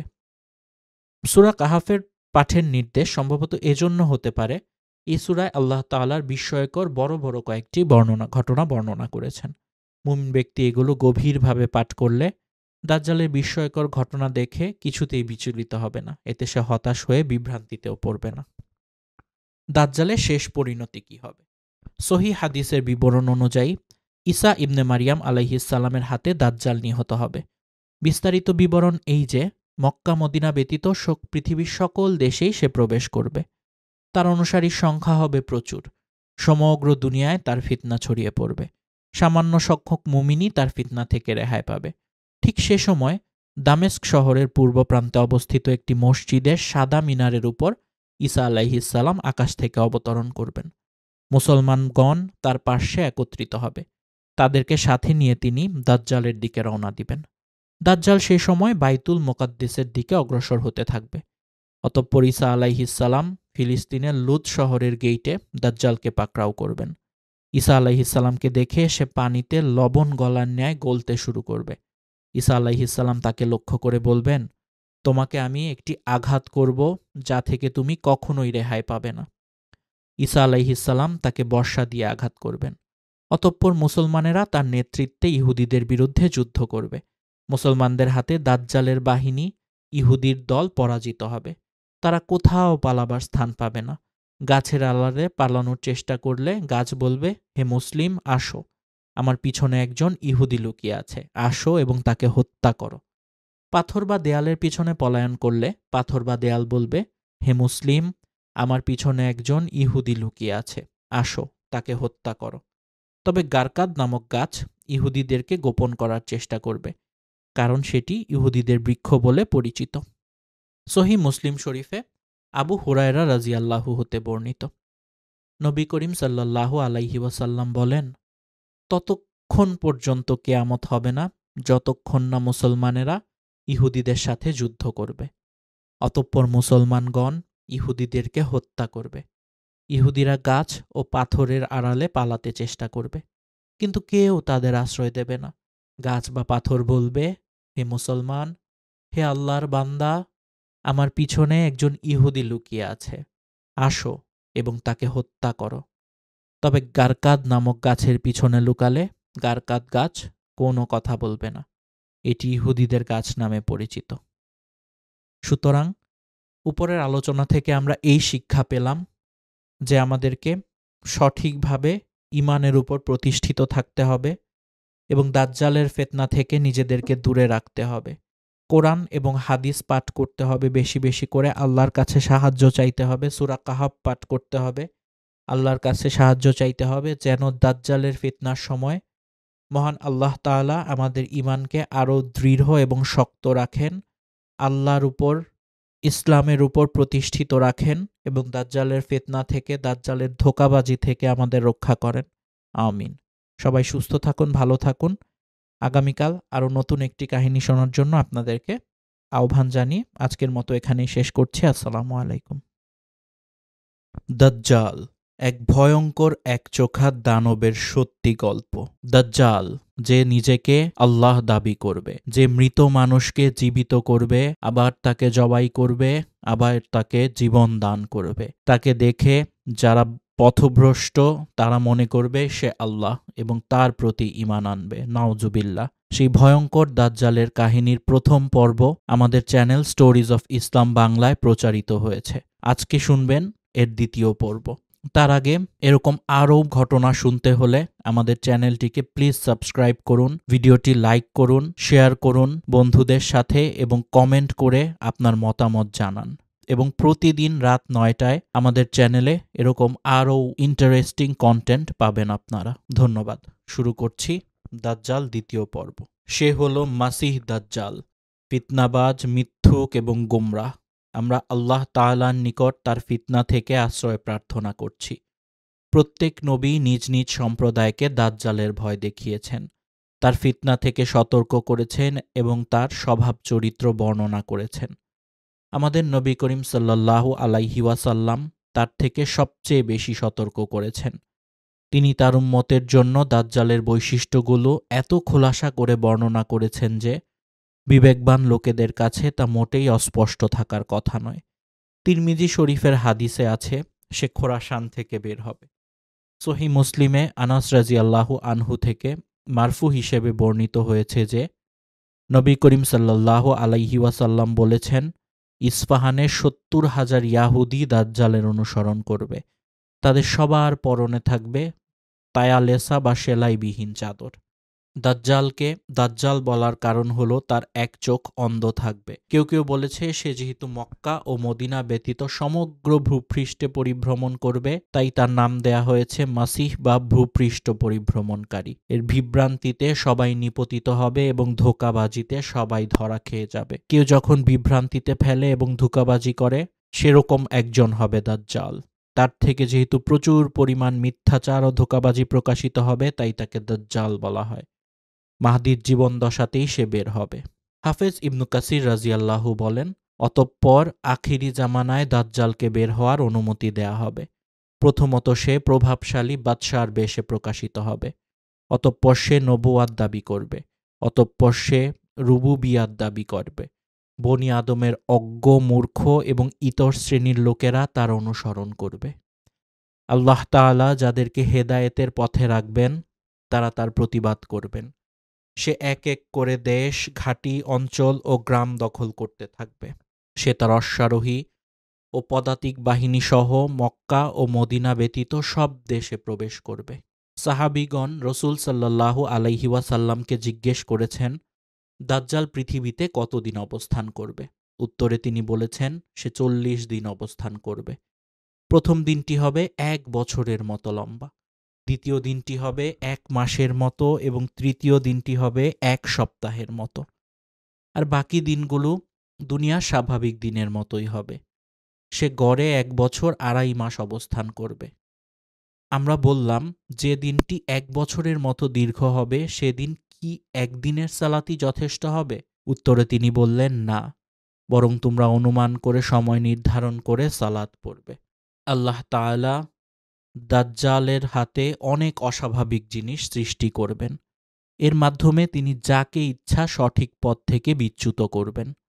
মুমিনগণ এগুলো দেখেও ঈমানের উপর অটল থাকবেন। তাদের ঈমানের সাথে আরও ঈমান বৃদ্ধি পাবে এবং হেদায়াতের সাথে আরও হিদায়াত বৃদ্ধি পাবে। হেদায়াতের প্রদীপ ঈসা ইবনে মারিয়াম আলাইহিসসালাম এ গুমরা মিথ্যুক ধোঁকাবাজের জীবন দশাতেই বের হবেন। মুমিনগণ ঈসা ইবনে মারিয়ামের নেতৃত্বে ঐক্যবদ্ধ হবেন। আল্লাহর মুত্তাকি বান্দারা তার সাথে যোগদান করবেন। তিনি তাদেরকে নিয়ে দাজ্জালের উদ্দেশ্যে বের হবেন। দাজ্জাল তখন বাইতুল মোকাদ্দাসের দিকে যেতে থাকবে। তাকে দেখে দাজ্জাল পালানোর চেষ্টা করবে। অতঃপর ঈসা আলাইহিসসালাম লুত শহরের ফটকের নিকট তার সাক্ষাৎ পাবেন। দাজ্জাল যখন লুত শহরে প্রবেশ করতে চাইবে, তখন ঈসা আলাইহিসসালাম বর্ষার আঘাতে তাকে হত্যা করবেন। তিনি তখন দাজ্জালকে লক্ষ্য করে বলবেন, আমি তোমাকে একটি আঘাত করব যা থেকে তুমি কখনো পালাতে পারবে না। ঈসা আলাইহিসসালামের সামনে পড়ার সাথে সাথে সে পানিতে লবণ গলার মতোই গলতে থাকবে। তারপরও তিনি অগ্রসর হয়ে লুত শহরের গেইটের নিকট যুদ্ধের বর্ষা নিয়ে তাকে একটি আঘাতের মাধ্যমে হত্যা করবেন। সেখানেই সে মারা যাবে। এভাবেই দাজ্জালের পরিসমাপ্তির কথা একাধিক সহিহ হাদিসে বর্ণিত হয়েছে। তার উপর আল্লাহর লানত বর্ষিত হোক। সহিহ হাদিসের বর্ণনা মোতাবেক এ সংক্ষিপ্ত বর্ণনাটি খুবই উপকারী। দাজ্জাল তার ফিতনা সম্পর্কিত হাদিসগুলো প্রমাণ করে যে যারা দাজ্জালের আহ্বানে সাড়া দিবে, সে তাদের জন্য আসমানকে বৃষ্টি বর্ষণ করতে বলার সাথে সাথে আসমান বৃষ্টি বর্ষণ করবে। জমিনকে ফল ও ফসল উৎপাদন করার আদেশ দেওয়ার সাথে সাথে জমিন তা উৎপন্ন করবে। তা থেকে তারা ও তাদের পশু পাখিগুলো আহার করবে। এতে করে তাদের পশুপাল মোটা তাজা ও প্রচুর দুধওয়ালা হয়ে যাবে। আর যারা তার আহ্বানে সাড়া দিবে না, বরং তার প্রতিবাদ করবে, তারা দুর্ভিক্ষ, ফসলহানি, অনাবৃষ্টি, ধনসম্পদের কমতি, চতুষ্পদ জন্তুর প্রাণহানি, জানমাল ও ফলফলাদির ঘাটতি সহ আরও অনেক বিপদাপদে নিপতিত হবে। আর দাজ্জালের পিছনে ভূগর্ভস্থ গুপ্তধন মৌমাছির ন্যায় ছুটে চলবে। সে একজন মুমিন যুবককে হত্যা করে পুনরায় জীবিত করবে। এসবগুলি ফিতনা। এর মাধ্যমে আল্লাহ তাআলা আখিরি জামানায় তার মুমিন বান্দাদের পরীক্ষা করবেন। এর মাধ্যমে অনেকেই বিভ্রান্ত ও বিপদগামী হবে। দাজ্জালের মাধ্যমে এত কিছু প্রকাশিত হওয়ার পরও সে হবে আল্লাহর নিকট খুবই তুচ্ছ ও সুস্পষ্ট ত্রুটিযুক্ত। তার থেকে পাপাচার ও জুলুম প্রকাশিত হবে, যদিও তার সাথে অনেক অস্বাভাবিক ও অসাধারণ জিনিস থাকবে। তার দুই চোখের মাঝখানে কাফের লেখা থাকবে। তার হাতে যা কিছু ঘটবে তা কেবল আল্লাহর পক্ষ হতে তার বান্দাদেরকে পরীক্ষা করার জন্যই। এটি একটি বিরাট পরীক্ষা। ঈমানদার ও সুদৃঢ় বিশ্বাসের অধিকারীরাই এ থেকে রেহাই পাবে। তার ভয়ানক ক্ষতি ও ফিতনার কারণেই সমস্ত নবী নিজ নিজ উম্মতকে সতর্ক করেছেন। মুহাম্মদ রাসূলুল্লাহ সাল্লাল্লাহু আলাইহি ওয়াসাল্লাম তার উম্মতকে সবচেয়ে বেশি সতর্ক করেছেন। আবু উবাইদা ইবনুল জাররাহ রাদিয়াল্লাহু আনহু থেকে বর্ণিত হয়েছে, তিনি বলেছেন, আমি রসুল সাল্লাল্লাহু আলাইহি ওয়াসাল্লামকে বলতে শুনেছি, নূহ আলাইহিস সালামের পরে যত নবী আগমন করেছেন তাদের সকলেই নিজ নিজ সম্প্রদায়ে দাজ্জালের ফিতনা সম্পর্কে সতর্ক করেছেন, আর আমিও তার থেকে তোমাদেরকে সতর্ক করছি। ইমাম আবু দাউদ, আহমাদ ও তিরমিজি হাদিসটি বর্ণনা করেছেন। প্রত্যেক সালাতের শেষাংশে নবী করিম সাল্লাল্লাহু আলাইহি ওয়াসাল্লাম দাজ্জালের ফিতনা থেকে আল্লাহ তাআলার নিকট আশ্রয় প্রার্থনা করার আদেশ দিয়েছেন। আবু হুরায়রা রাদিয়াল্লাহু আনহু থেকে বর্ণিত, তিনি বলেন, রসুল সাল্লাল্লাহু আলাইহি ওয়াসাল্লাম বলেছেন, তোমাদের কেউ যখন সালাতের শেষ তাশাহুদ পাঠ করবে, তখন সে যেন আল্লাহর কাছে 4টি বিষয় থেকে আশ্রয় চায়। হে আল্লাহ, জাহান্নামের আযাব থেকে, কবরের আযাব থেকে, জীবন মরণের ফিতনা থেকে এবং মিথ্যুক দাজ্জালের ফিতনা থেকে। ইমাম আহমদ ও মুসলিম হাদিসটি বর্ণনা করেছেন। দাজ্জাল বের হওয়া, তার ফিতনা এবং তার ফিতনা থেকে আশ্রয় প্রার্থনার ব্যাপারে বিভিন্ন সূত্রে অনেক হাদিস বর্ণিত হয়েছে। আখিরি জামানায় তার বের হওয়ার উপর আলেমদের ইজমা সংঘটিত হয়েছে। আকীদা সংক্রান্ত আলোচনার সাথেই তারা দাজ্জালের আলোচনা করেছেন। যে ব্যক্তি দাজ্জালের আগমন অস্বীকার করবে, সে মুতাওয়াতের সূত্রে বর্ণিত সহিহ হাদিস সমূহের বিরোধিতাকারী হিসেবে গণ্য হবে। খারিজি, জাহমিয়া, কতিপয় মুতাজিলা এবং সমসাময়িক কিছু লেখক এবং স্বঘোষিত বুদ্ধিজীবী ছাড়া অন্য কেউ দাজ্জালের আগমন অস্বীকার করেনি। এ ব্যাপারে তাদের নিকট বিবেক, বুদ্ধি ও প্রবৃত্তির অনুসরণ ছাড়া আর কোনো দলিল নেই। এসব লোকের কথার কোনো মূল্য নেই। আল্লাহ তাআলা ও তার রসুল থেকে সহিহ সূত্রে যা বর্ণিত হয়েছে, মুমিনদের উপর তা বিশ্বাস করা এবং আকীদা হিসেবে গ্রহণ করা আবশ্যক। তারা যেন ওইসব লোকের অন্তর্ভুক্ত না হন যাদের সম্পর্কে আল্লাহ তাআলা বলেছেন, বরং তারা এমন বিষয়কে অস্বীকার করেছে যা তারা জ্ঞান দ্বারা আয়ত্ত করতে পারেনি। তাদের কাছে এখনও সেটার পরিণাম ফল আগমন করেনি। সূরা ইউনুস আয়াত ৩৯। কেননা আল্লাহর প্রতি এবং তার রসূলের প্রতি ঈমান আনয়নের দাবি হল আল্লাহ ও তার রাসূলের নিকট থেকে যা কিছু এসেছে তা সম্পূর্ণরূপে মেনে নেয়া এবং তার প্রতি পরিপূর্ণরূপে ঈমান আনয়ন করা। যে ব্যক্তি তা করবে না, সে আল্লাহর হিদায়াত ছাড়াই স্বীয় প্রবৃত্তির অনুসরণকারী হিসেবে গণ্য হবে। আমরা আল্লাহ তাআলার কাছে সন্দেহ, শিরক, কুফরি, নিফাকি এবং মন্দ আখলাক চরিত্র নিরাপত্তা কামনা করছি এবং আমরা আরও প্রার্থনা করছি তিনি যেন সঠিক পথ দেখানোর পর আমাদের অন্তরসমূহকে বক্র না করে দেন। সমস্ত প্রশংসা আল্লাহ রব্বুল আলামিনের। এবার আমরা দেখব বিভিন্ন ধর্মে দাজ্জালের কথা এসেছে। শুধু আমাদের ধর্ম বা ইসলাম ধর্মে নয়, পৃথিবীর বিভিন্ন ধর্মে দাজ্জাল সম্পর্কে বলা হয়েছে এবং এই আলোচনায় আমরা এখন দেখব যে বিভিন্ন ধর্মে দাজ্জাল সম্পর্কে ইসলাম সহ বিভিন্ন ধর্মে কি কি জানা যায়।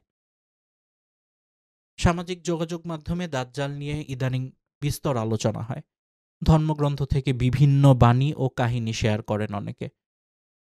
ইসলামে মসিহ আল দাজ্জাল কিংবা ইহুদি ও খ্রিস্টানদের আলোচিত অ্যান্টিক্রাইস্ট এর আগমন ও ভূমিকা নিয়ে বিতর্কও চোখে পড়ার মতো। সেসব আলোচনা ও বিতর্কের প্রেক্ষাপট অনুসন্ধান করা হয়েছে এখানে। ঐতিহাসিক দলিল, ইতিহাস বিশারদ ও বিশেষজ্ঞদের মতামত জানার আগে দাজ্জাল ধারণাটির উৎপত্তি সম্পর্কে খোঁজখবর নেওয়া যাক। খ্রিস্টপূর্ব ৬ষ্ঠ শতকের শেষের দিকে কয়েকটি ঘটনা ইহুদিদের হতবিহ্বল করে ফেলেছিল। ব্যাবিলিয়নের জেরুজালেম দখল, সলোমনের মন্দির ধ্বংস এবং এর ধারাবাহিকতায় ইহুদিদের নির্বাসন। অনেকে এই ঘটনাগুলোকে একটি দুর্ভাগ্যের নিদর্শন হিসেবে চিহ্নিত করেন। ব্যাখ্যা করেন এভাবে যে গড অব ইসরায়েল অর্থাৎ ইসরায়েলেদের ঈশ্বর জিহোবা তাদের পরিত্যাগ করেছেন। শাস্তি হিসেবে তাদের পবিত্র উপাসনালয় ধ্বংস হয়েছে এবং তারা প্রতিশ্রুত ভূমি থেকে উৎখাত হয়েছেন। কিন্তু জিহোবা তাদের উপর চিরকাল ক্ষুব্ধ হয়ে থাকবেন না। সাময়িক শাস্তির পর তারা পরিত্রাণ পাবেন। এই বিশ্বাসও ছিল ইহুদিদের। মসিহ হিসেবে কোনো রাজা আসবেন যার অধীনে নবজাগরণ ঘটবে তাদের। ইহুদি বিশ্বাস অনুযায়ী ডেভিডের বংশানুক্রম থেকেই একজন মহাপরাক্রমশালী রাজার আবির্ভাব হবে। সেই রাজা বিশ্বে ইহুদি শাসন পুনঃস্থাপন করবেন বলে আশা তাদের। যে প্রভাবশালী রাজা ও নবীর উপর শাম অর্থাৎ ইহুদি প্রার্থনা সঙ্গীত নাজিল হয়েছিল, নতুন রাজাও তেমনই হবেন। শাসনভার গ্রহণের পর তিনি সলোমনের সেই মন্দিরটি পুনর্নির্মাণ করবেন এবং তার সিংহাসনে আরোহণ। শাসনভার গ্রহণের পর তিনি সলোমনের সেই মন্দিরটি পুনর্নির্মাণ করবেন এবং তার সিংহাসনে আরোহণ করবেন। সাইয়্যেদ মুহাম্মদ ওয়াকাসের গবেষণা থেকে জানা যায় এই বিশ্বাসের ভিত্তি এসেছে নবী দানিয়েলের কাছ থেকে। ইহুদিদের ব্যাবিলন নির্বাসিত থাকার সেই কালে তিনি একটি গ্রন্থ রচনা করেন। দানিয়েলের ওই রচনা বর্তমানে বাইবেলের ওল্ড টেস্টামেন্টের অংশ। এর একটি অনুচ্ছেদ নেভিম, হিব্রু নেভিম অর্থ নবী। অনুচ্ছেদটিতে সেই সময়কালের আগের ও পরের নবীদের কথা উল্লেখ করা হয়েছে। এতে লেখা আছে, রাতে স্বপ্ন দেখলাম, আমার সামনে এক মানব সন্তান দাঁড়িয়ে, তাকে ঘিরে আছে স্বর্গীয় মেঘমালা। তিনি ঈশ্বরের অর্থাৎ জিহ্বার সন্নিকটে গেলেন। তাকে ভূষিত করা হলো মর্যাদা ও কর্তৃত্বে। স্রষ্টার রাজত্বের সব কিছু তার উপর ন্যস্ত করা হলো। সকল ভাষা, সকল জাতিগোষ্ঠীর মানুষেরা তার অধীনস্থ। চিরস্থায়ী তার শাসনকাল। ক্রুশবিদ্ধ হওয়ার পর যিশুর পুনরুত্থান হবে এমন বিশ্বাস গসপেল অর্থাৎ খ্রিস্টান ধর্মকথা এবং নিউ টেস্টামেন্টের অর্থাৎ বাইবেলের একাংশে সহ অন্যান্য বইয়েও লিপিবদ্ধ করা হয়েছে। সাইয়্যেদ মুহাম্মদ ওয়াকাস বাইবেলের শেষ পুস্তক জনস রিভেলেশন বা বুক অফ রিভেলেশন থেকে উদ্ধৃত করেছেন, যেখানে বলা হয়েছে যীশুখ্রিস্টের তরফে যিনি বিশ্বস্ত সাক্ষী, মৃতদের মধ্য থেকে প্রথম জন্মলাভকারী এবং পৃথিবীর রাজাদের শাসক। আমরা অর্থাৎ মুসলমানরাও যিশুর পৃথিবীতে আবার ফিরে আসার ধারণাটিতে বিশ্বাস রাখি। নিউ টেস্টামেন্টের শেষের দিকে লেখা অন্য একটি অনুচ্ছেদে বলা আছে, এ জগৎ আমাদের প্রভু এবং তার খ্রিস্টের রাজ্যে পরিণত হবে এবং তিনি চিরকালের জন্য রাজত্ব করবেন। অতএব উভয় ধর্মের অনুসারীরাই পৃথিবীর শেষ সময়ের আগে মেসিনিয়াক যুগ বা মসিহির আগমনের প্রত্যাশা করেন। মেসিয়ানিক যুগ বা মসির আগমনের প্রত্যাশা করেন। তবে হাদিসের উপর নির্ভর করে অধিকাংশ মুসলিম পণ্ডিত বিশ্বাস করেন কিয়ামতের আগে যিশু ফিরে আসবেন ইসলামের নবীর অনুসারী হিসেবে। মার্কিন যুক্তরাষ্ট্রের ডালাসে অবস্থিত গামিদি সেন্টার অফ ইসলামিক লার্নিংয়ের গবেষক নাইম আহমেদ বালুচ জানাচ্ছেন এমন তথ্য। তবে ইবনু খালদুনের মতো দু একজন ইসলাম বিশারদ যিশুর দ্বিতীয় আগমন সম্পর্কে সন্দিহান। দাজ্জালের আগমন নিয়ে নানা ইঙ্গিত দেয়া হয়েছে ধর্মগ্রন্থগুলোতে। যীশুখ্রিস্টের প্রত্যাবর্তন সম্পর্কে ইহুদি, খ্রিস্ট এবং ইসলাম ধর্মের অভিমতগুলো তো জানা হলো। এবার অ্যান্টিক্রাইস্ট বা দাজ্জালের ধারণার দিকে আসা যাক। খ্রিস্টের ঠিক বিপরীত অ্যান্টিক্রাইস্ট, চূড়ান্ত শত্রু। খ্রিস্টীয় ঐতিহ্য অনুসারে শেষ বিচারের পূর্ববর্তী সময়টাতে তার এক ভয়ানক রাজত্ব প্রতিষ্ঠিত হবে। রবার্ট ই লার্নার নামে একজন গবেষক এনসাইক্লোপিডিয়া ব্রিটানিকার জন্য গবেষণা করতে গিয়ে দেখেন অ্যান্টিক্রাইস্ট শব্দটি প্রথম উল্লেখ করা হয় জনস রিভেলেশনে। জনস রিভেলেশন বাংলাভাষী খ্রিস্টানদের কাছে সাধু জন বা যোহনের সুসমাচার নামেও পরিচিত। আর তার জীবনের ও রাজত্বের বর্ণনা মেলে মধ্যযুগীয় গ্রন্থগুলোতে। লার্নার বলেন, খ্রিস্টানদের মধ্যে দাজ্জালের ধারণাটি এসেছে ইহুদি ধর্মশাস্ত্র থেকে, বিশেষ করে হিব্রু বাইবেলের দ্য বুক অব দানিয়েলের থেকে এর উৎপত্তি। খ্রিস্টপূর্ব ১৬৭ সালের দিকে লেখা বইটি এক চূড়ান্ত অত্যাচারীর আগমনের পূর্বাভাস দেয়া হয়েছে বইটিতে, যিনি সময় এবং বিধিবিধান পাল্টে দিতে চেষ্টা করবেন, ঈশ্বরের বিরুদ্ধাচরণ করবেন, হামলে পড়বেন বিশ্বাসীদের উপর। পণ্ডিতরা একমত যে ড্যানিয়েলের লেখায় ফিলিস্তিনের তৎকালীন হেলেনিস্টিক শাসক অ্যান্টিওকাস চতুর্থ এপিফেনাসের প্রতি ইঙ্গিত করা হয়েছিল, যিনি ইহুদি ধর্মকে নির্মূল করার চেষ্টা করেছিলেন। কিন্তু অ্যান্টিওকাসের নামের উল্লেখ না থাকায় পরবর্তীতে যে কোনো অত্যাচারীর জন্যই ড্যানিয়েলের ভবিষ্যৎবাণীটি প্রযোজ্য। শুরুর দিকে খ্রিস্টানরা এটিকে রোমান সম্রাটদের বেলায় ব্যবহার করত, বলেন লার্নার, কারণ তারা গির্জাগুলোর উপর খড়গহস্ত ছিল। বিশেষ করে ৫৪ থেকে ৬৮ খ্রিস্টাব্দে রাজত্ব করা নিরোর কথা উল্লেখ করেন লার্নার। সেই সময়কার খ্রিস্টানরা এক প্রতাপশালী অ্যান্টিক্রাইস্টের আগমনের কথাই জোর দিয়ে বলতেন।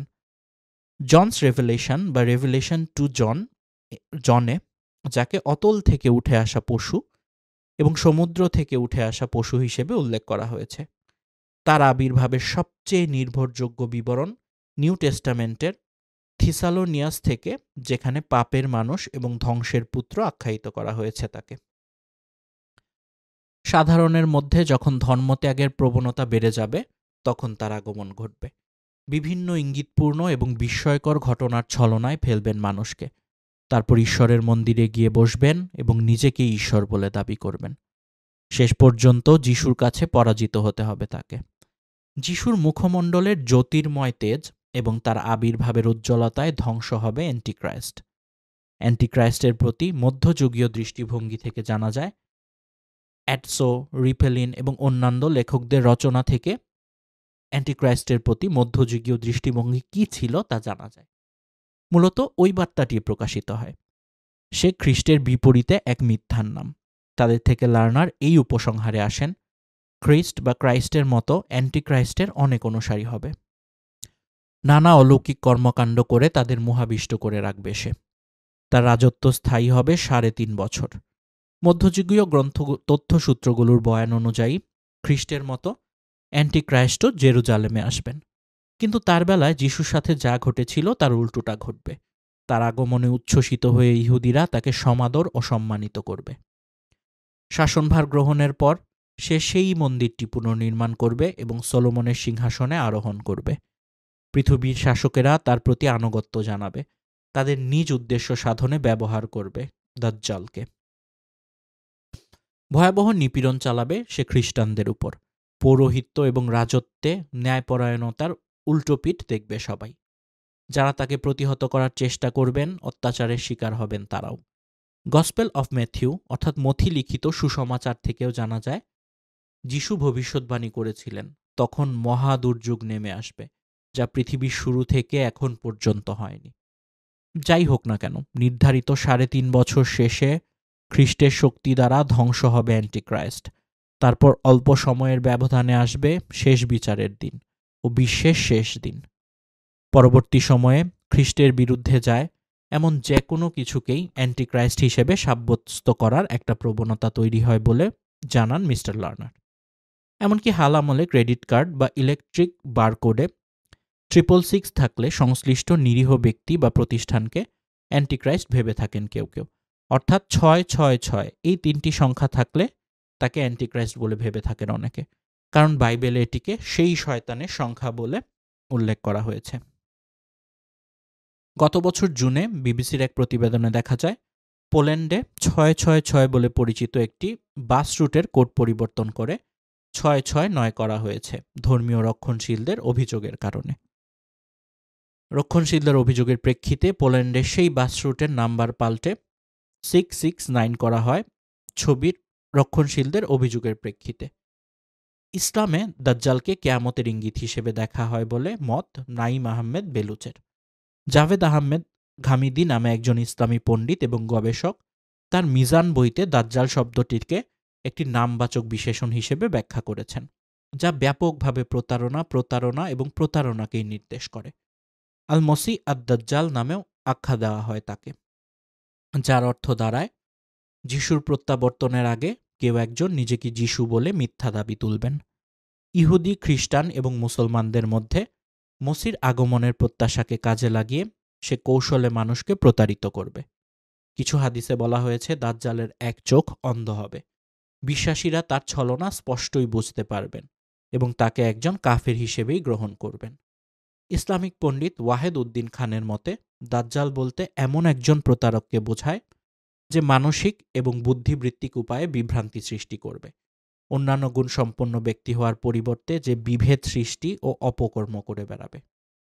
মাসিক পত্রিকা আর রিসালায় তিনি লিখেছেন, দাজ্জাল সহিংসতার মাধ্যমে তার লক্ষ্য অর্জন করবে না, প্রতারণা শক্তির মাধ্যমে নয়, বুদ্ধির মাধ্যমে কাজ করে। তাই দাজ্জাল জ্ঞান এবং প্ররোচনামূলক যুক্তি ব্যবহার করে মানুষকে বিভ্রান্ত করবে। ডক্টর মোহাম্মদ আমির গজদার কিয়ামতের আলামত প্রসঙ্গে নবী মোহাম্মদ সাল্লাল্লাহু আলাইহি ওয়াসাল্লামের কিছু হাদিসের রেফারেন্স দিয়ে দাজ্জাল সম্পর্কে লিখেছেন, আর কেউ নেই যে মানুষের উপর দাজ্জালের চেয়ে বেশি আধিপত্য বিস্তার করতে পারবে। দাজ্জালের চেহারায় বর্ণনায় বলা হয়েছে তার কপাল চওড়া হবে, চুল কোঁকড়ানো এবং চোখ থাকবে একটি, অন্য চোখটি ফোলা আঙ্গুরের মতো বেরিয়ে থাকবে। প্রশস্ত বক্ষের অধিকারী হবে দাজ্জাল। তার আচার আচরণ হবে খুবই কুৎসিত। সেসবের বহিঃপ্রকাশ ঘটবে প্রতারণার মধ্য দিয়ে। বিশ্বাস করা হয় দাজ্জালের আবির্ভাব ঘটবে খোরাসানে। অঞ্চলটির বিস্তার ইরাক থেকে ভারতের সীমানা পর্যন্ত ধরা হয়, যার মধ্যে ইস্পাহানও অন্তর্ভুক্ত। ব্রিটানিকার তথ্য অনুযায়ী বর্তমান ইরানের উত্তর পূর্বাঞ্চল, তুর্কমেনিস্তানের দক্ষিণাঞ্চল ও আফগানিস্তানের উত্তরাঞ্চলের বিস্তীর্ণ এলাকা ঐতিহাসিকভাবে খোরাসান হিসেবে বিবেচিত হতো। তার অনুসারীদের মুখমণ্ডল হবে ইয়াজুজ মাজুজের মতো চৌড়া। দাজ্জাল পূর্ব দিক থেকে তার গন্তব্য মদিনায় পৌঁছানোর চেষ্টা করবে, কিন্তু উহুদ পর্বত পর্যন্ত পৌঁছানোর পর তাকে থামতে হবে। পর্বতের প্রতিবন্ধকতায় আর সামনে এগোতে পারবে না সে। পরবর্তীতে ফেরেশতারা তার গতিপথ পাল্টে সিরিয়ার দিকে নিয়ে যাবেন, যেখানে তার অন্তিম পরিণতি ঘটবে। এ কারণে নবী করিম সাল্লাল্লাহু আলাইহি ওয়াসাল্লাম দাজ্জালের ফিতনা থেকে নিস্তার পেতে আল্লাহর আশ্রয় চেয়েছিলেন এবং তার উম্মতদেরও একই রকম প্রার্থনা করতে উৎসাহিত করেছেন। নাঈম বালুচের ভাষ্যমতে অনেক মুসলিম ঐতিহ্যের মূল বিশ্বাস হল দাজ্জাল যখন শেষ বিচার বা কিয়ামতের কাছাকাছি সময়ে আবির্ভূত হবেন, তখন যিশু বা ঈসা আলাইহিস সালাম তাকে পরাজিত করবেন। মুসলমানরা একে অন্য সব ঐশ্বরিক ধর্মের উপর তাদের একটা বিজয় হিসেবে দেখে। ইহুদি ধর্মের অনুসারীদের মতে তখন অধার্মিক রাজার রাজত্বের অবসান ঘটবে। বুক অফ দানিয়েলে বলা হয়েছে এর পরের ঘটনাগুলো ঐশ্বরিকভাবে ফায়সালা হবে এবং ওই রাজার আধিপত্য কেড়ে নেওয়া হবে। তার সাম্রাজ্য সম্পূর্ণরূপে ধ্বংস হয়ে যাবে এবং তারপরে ঈশ্বরের পবিত্র মানুষেরা এই রাজ্য পরিচালনা করবে। নাঈম বালুচ বলেন, খ্রিস্টানদের মতে অ্যান্টিক্রাইস্টের পরাজয়ে নিরঙ্কুশ হবে খ্রিস্টের চিরন্তন শ্রেষ্ঠত্ব।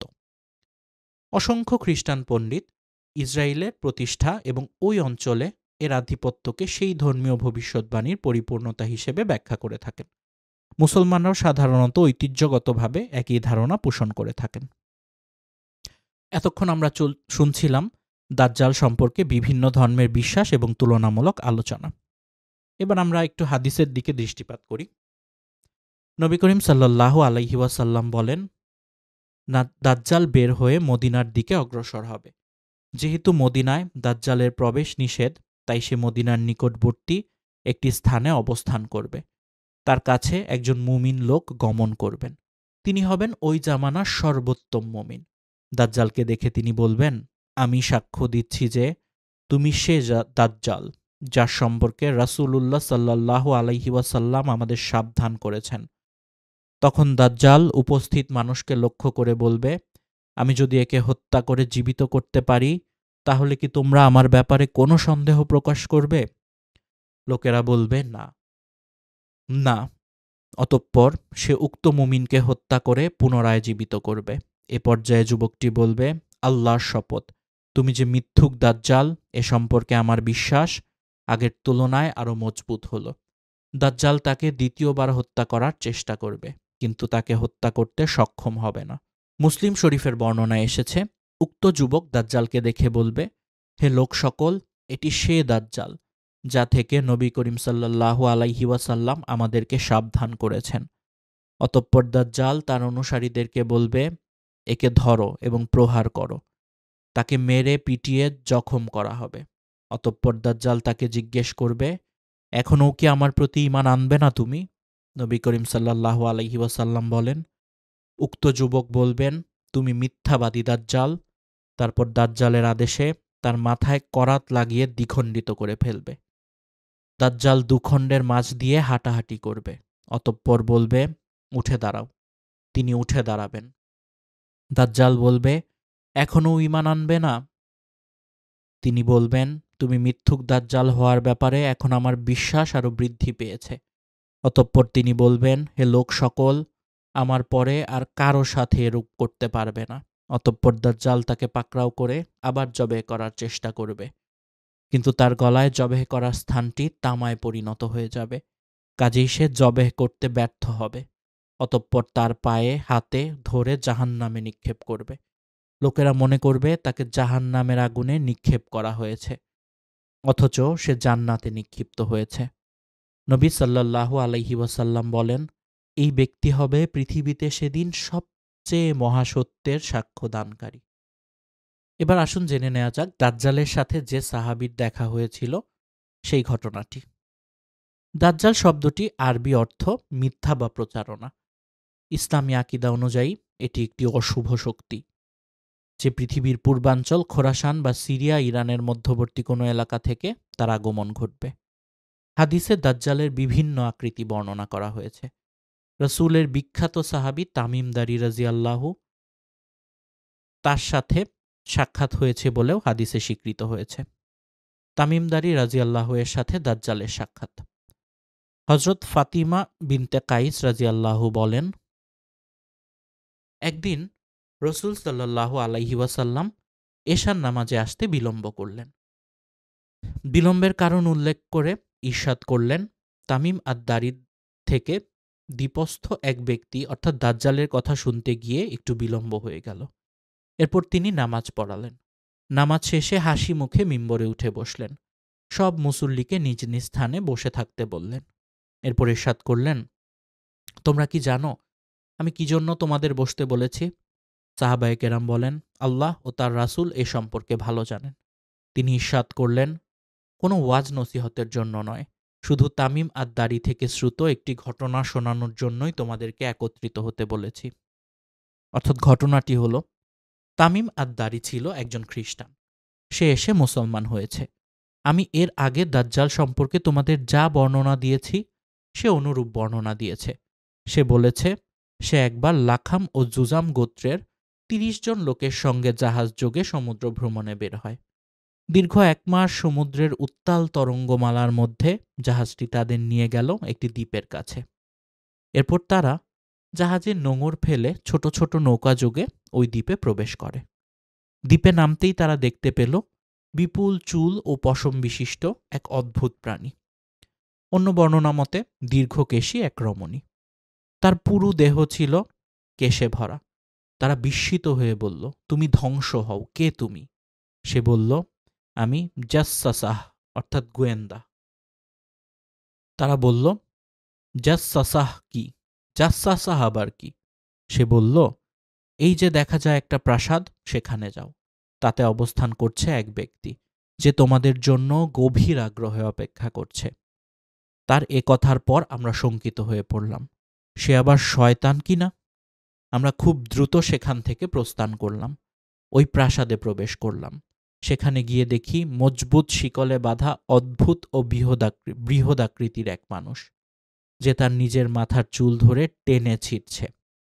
এমন বৃহদাকৃতির মানুষ এবং এত মজবুত শিকলের বন্ধন এর আগে আমি কখনো দেখিনি। লোহার শিকলে 2 হাঁটুর মধ্য দিয়ে উভয় হাত ছিল ঘাড়ের সঙ্গে বাঁধা। তাকে বললাম, তুমি ধ্বংস হও, কে তুমি? সে বলল, তোমরা আমার কিছু না কিছু পরিচয় তো পেয়ে গেছ। অপর এক বর্ণনা মতে সে পরিষ্কার করে বলল, আমি দাজ্জাল। এরপর দাজ্জাল তাদের বিভিন্ন বিষয়ে প্রশ্ন করল। প্রথমে তাদের পরিচয় জানতে চাইলে তারা নিজেদের পরিচয় ও সফরের অবস্থা খুলে বলল। অতঃপর দাজ্জাল বলল, তোমরা আমাকে বাইসানের খেজুর বাগানের কথা বলো। তাতে খেজুরের ফলে কি? তারা বলল, হ্যাঁ, সেখানে খেজুর ফলে। সে বলল, খেজুর বাগানের খবর নেয়ার পর সে বলল, সেদিন বেশি দূরে নয় যেদিন এগুলোতে খেজুর ফল ধরবে না। তারপর সে বলল, আচ্ছা, তবারিয়া সাগরের ব্যাপারে আমাকে অবগত করো। তাতে কি পানি আছে? তারা বলল, সেখানে প্রচুর পানি আছে। অতঃপর সে বলল, সেদিন বেশি দূরে নয় যেদিন ওই সাগরে পানি থাকবে না। সে আবার বলল, জোগাড়ের ঝর্ণার ব্যাপারে আমাকে অবহিত করো। তাতে পানি আছে কি না এবং সে এলাকার মানুষ তার পানি দ্বারা চাষবাস করে কি না। তারা বলল, এতে যথেষ্ট পানি আছে এবং সে এলাকার মানুষ সেই পানি দিয়ে চাষাবাদও করে। সে আবার বলল, তোমরা আমাকে উম্মিদের নবীর ব্যাপারে বলো, তিনি এখন কি করছেন? তারা বলল, তিনি হিজরত করে মক্কা থেকে মদিনায় চলে এসেছেন। সে জিজ্ঞেস করল, আরবের মানুষ তার সঙ্গে যুদ্ধ করেছে কিনা? তারা বলল, হ্যাঁ, করেছে। সে বলল, তিনি তাদের সঙ্গে কি আচরণ করেছেন? তারা বলল, তিনি আরবের পার্শ্ববর্তী এলাকায় জয়ী হয়েছেন এবং তারা তার বশ্যতা স্বীকার করে নিয়েছে। সে বলল, বশ্যতা স্বীকার করে নেওয়াই জনগণের জন্য কল্যাণকর ছিল। দাজ্জাল বলল, এখন আমি নিজের ব্যাপারে তোমাদের বলছি। আমি মাসিহ দাজ্জাল। শিগগির এখান থেকে বেরিয়ে যাওয়ার অনুমতি পেয়ে যাব। বাইরে গিয়ে আমি সমগ্র ভূপৃষ্ঠ প্রদক্ষিণ করব। 40 দিনের ভেতর এমন কোনো জনপদ থাকবে না যেখানে আমি প্রবেশ করব না। তবে মক্কা ও তাইবা অর্থাৎ মদিনা, এ দুটি স্থানে আমার প্রবেশ নিষিদ্ধ। যখন আমি এ দুটির কোনো একটিতে প্রবেশের ইচ্ছা করব, তখন এক ফেরেশতা উন্মুক্ত তরবারি হাতে নিয়ে সম্মুখে এসে আমাকে বাধা দেবে। এ দুটি স্থানের সকল প্রবেশ পথে ফেরেশতাদের পাহারা থাকবে। বর্ণনাকারী বলেন, তখন রাসূলুল্লাহ সাল্লাল্লাহু আলাইহি ওয়াসাল্লাম তার ছড়ি দ্বারা মিম্বরে আঘাত করে বললেন, এই হচ্ছে তাইবা, এই হচ্ছে তাইবা, এই হচ্ছে তাইবা। অর্থাৎ তাইবার অর্থ হচ্ছে এ মদিনাই। সাবধান, আমি কি এ কথাগুলো এর আগে তোমাদের বলিনি? সাহাবায়ে কেরাম বলেন, হ্যাঁ, বলেছেন। রাসূল সাল্লাল্লাহু আলাইহি ওয়াসাল্লাম ইরশাদ করেন, তামিম আদ-দারির কথাগুলো আমার খুবই ভালো লেগেছে, যেহেতু তা আমার ওই বর্ণনার সঙ্গে সামঞ্জস্যপূর্ণ, যা আমি তোমাদের দাজ্জাল, মদিনা ও মক্কা সম্পর্কে এর আগে বলেছি। এবার আসুন জেনে নেওয়া যাক দাজ্জালের সম্পর্কে উল্লেখিত তামিমদারির ঘটনার সেই দ্বীপটি কোথায়। এরপর ইরশাদ করলেন নবীজি, জেনে রেখো, এই দ্বীপ সিরিয়া সাগরে অথবা ইয়েমেন সাগরের পার্শ্বস্থ সাগরের মাঝে অবস্থিত, যা পৃথিবীর পূর্ব দিকে অবস্থিত। পৃথিবীর পূর্ব দিকে অবস্থিত, পৃথিবীর পূর্ব দিকে অবস্থিত। এ সময় তিনি নিজ হাত দ্বারা পূর্ব দিকে ইশারাও করেন। বর্ণনাকারী ফাতেমা বিনতে কাইস বলেন, এ হাদিস আমি রাসূল সাল্লাল্লাহু আলাইহি ওয়াসাল্লাম থেকে সংরক্ষণ করেছি। এবার আরেকটি প্রশ্ন দাজ্জাল সম্পর্কে অনেককেই করতে শোনা যায়। ইবনু সাইয়াদকে রাসূলুল্লাহ সাল্লাল্লাহু আলাইহি ওয়াসাল্লাম দাজ্জাল বলে সন্দেহ করার কারণ কি? তাহলে দাজ্জাল কি পূর্ব থেকেই জীবিত, নাকি সে শেষ জামানায় জন্মলাভ করবে? আসুন উত্তরটি জেনে নিই। দাজ্জাল পূর্ব থেকেই জীবিত রয়েছে এবং বিখ্যাত সাহাবী তামিমদারি রাদিয়াল্লাহু ও তার 30 জন সাথী সাগরে পথ হারিয়ে এক দ্বীপে গিয়ে ওঠেন। সেখানে পানির খোঁজে বের হলে একজন ব্যক্তির সঙ্গে দেখা হয়, যে তার চুল টেনে নিয়ে চলছিল। অতঃপর তিনি দাজ্জালের কাহিনী বর্ণনা করেন, যেখানে দাজ্জালের বক্তব্য এসেছে এভাবে যে, যদি আমাকে এখান থেকে বের হওয়ার অনুমতি দেওয়া হয়, তাহলে আমি পুরো পৃথিবী ধ্বংস করে দিব মদিনা ব্যতীত। অতঃপর রাসূলুল্লাহ সাল্লাল্লাহু আলাইহি ওয়াসাল্লাম লোকেদের মাঝে নিয়ে এলেন এবং সে তাদেরকে পূর্ণ বৃত্তান্ত বর্ণনা করে শোনালো। রাসূলুল্লাহ সাল্লাল্লাহু আলাইহি ওয়াসাল্লাম বললেন, এ শহরটি হলো তাইবা অর্থাৎ মদিনা, আর সে হলো দাজ্জাল। মুসলিম শরীফের হাদিস নাম্বার 2942। অন্য বর্ণনায় রাসূলুল্লাহ সাল্লাল্লাহু আলাইহি ওয়াসাল্লাম বলেন, দাজ্জাল শেষ জমানায় খোরাসান থেকে বের হবে। তিরমিজির হাদিস নাম্বার 2237, ইবনু মাজার হাদিস নাম্বার 4072। অপর বর্ণনায় ফাতেমা বিনতে কায়েস রাদিয়াল্লাহু আলাইহি ওয়াসাল্লাম উপরিউক্ত হাদিসটি বর্ণনা করেন, যেটি আমরা ইতিমধ্যেই শুনেছি। সুতরাং উক্ত হাদিসদ্বয় থেকে বোঝা যায় দাজ্জাল পূর্ব থেকেই জীবিত রয়েছে এবং শেষ জমানায় কিয়ামতের প্রাক্কালে সে বের হবে। এখন ইবনু সাইয়াদকে দাজ্জাল হিসেবে রাসূলুল্লাহ সাল্লাল্লাহু আলাইহি ওয়াসাল্লাম ও সাহাবীগণের সন্দেহের কারণ হল, রাসূলুল্লাহ সাল্লাল্লাহু আলাইহি ওয়াসাল্লামকে দাজ্জালের আগমনের সময় সম্পর্কে অবহিত করা হয়নি। সে কারণে তার ও সাহাবীগণের মনে সন্দেহ ছিল। তবে এই সন্দেহ দূর হয়ে যায় যখন ইবনু সাইয়াদ হজ সম্পাদন করে। যেমন হাদিসে এসেছে যে, হজের সফরে ইবনু সাইয়াদ আবু সাঈদ খুদরি রাদিয়াল্লাহুকে আপ্যায়ন করতে চাইলে তিনি অনীহা প্রকাশ করেন। এ অবস্থা দেখে ইবনু সাইয়াদ বলল, হে আবু সাঈদ, লোকেরা আমার ব্যাপারে যেসব কথা বলে তাতে আমার ইচ্ছা হয় যে আমি একটি রশি নিয়ে সেটা গাছে লটকিয়ে ফাঁসি দিয়ে মরে যাই এবং এ থেকে পরিত্রাণ পাই। তারপর সে বলল, হে আবু সাঈদ, তোমাদের আনসারদের নিকট রাসূলুল্লাহ সাল্লাল্লাহু আলাইহি ওয়াসাল্লামের কোনো হাদিস গোপন নেই। তুমি কি রাসূলুল্লাহ সাল্লাল্লাহু আলাইহি ওয়াসাল্লামের হাদিস সম্পর্কে বেশি জ্ঞাত নও? রাসূলুল্লাহ সাল্লাল্লাহু আলাইহি ওয়াসাল্লাম কি বলেননি যে ব্যক্তি দাজ্জাল অর্থাৎ সে কাফির হবে? অথচ আমি মুসলিম। তিনি কি বলেননি যে দাজ্জাল নিঃসন্তান হবে? অথচ মদিনায় আমি আমার সন্তান রেখে এসেছি।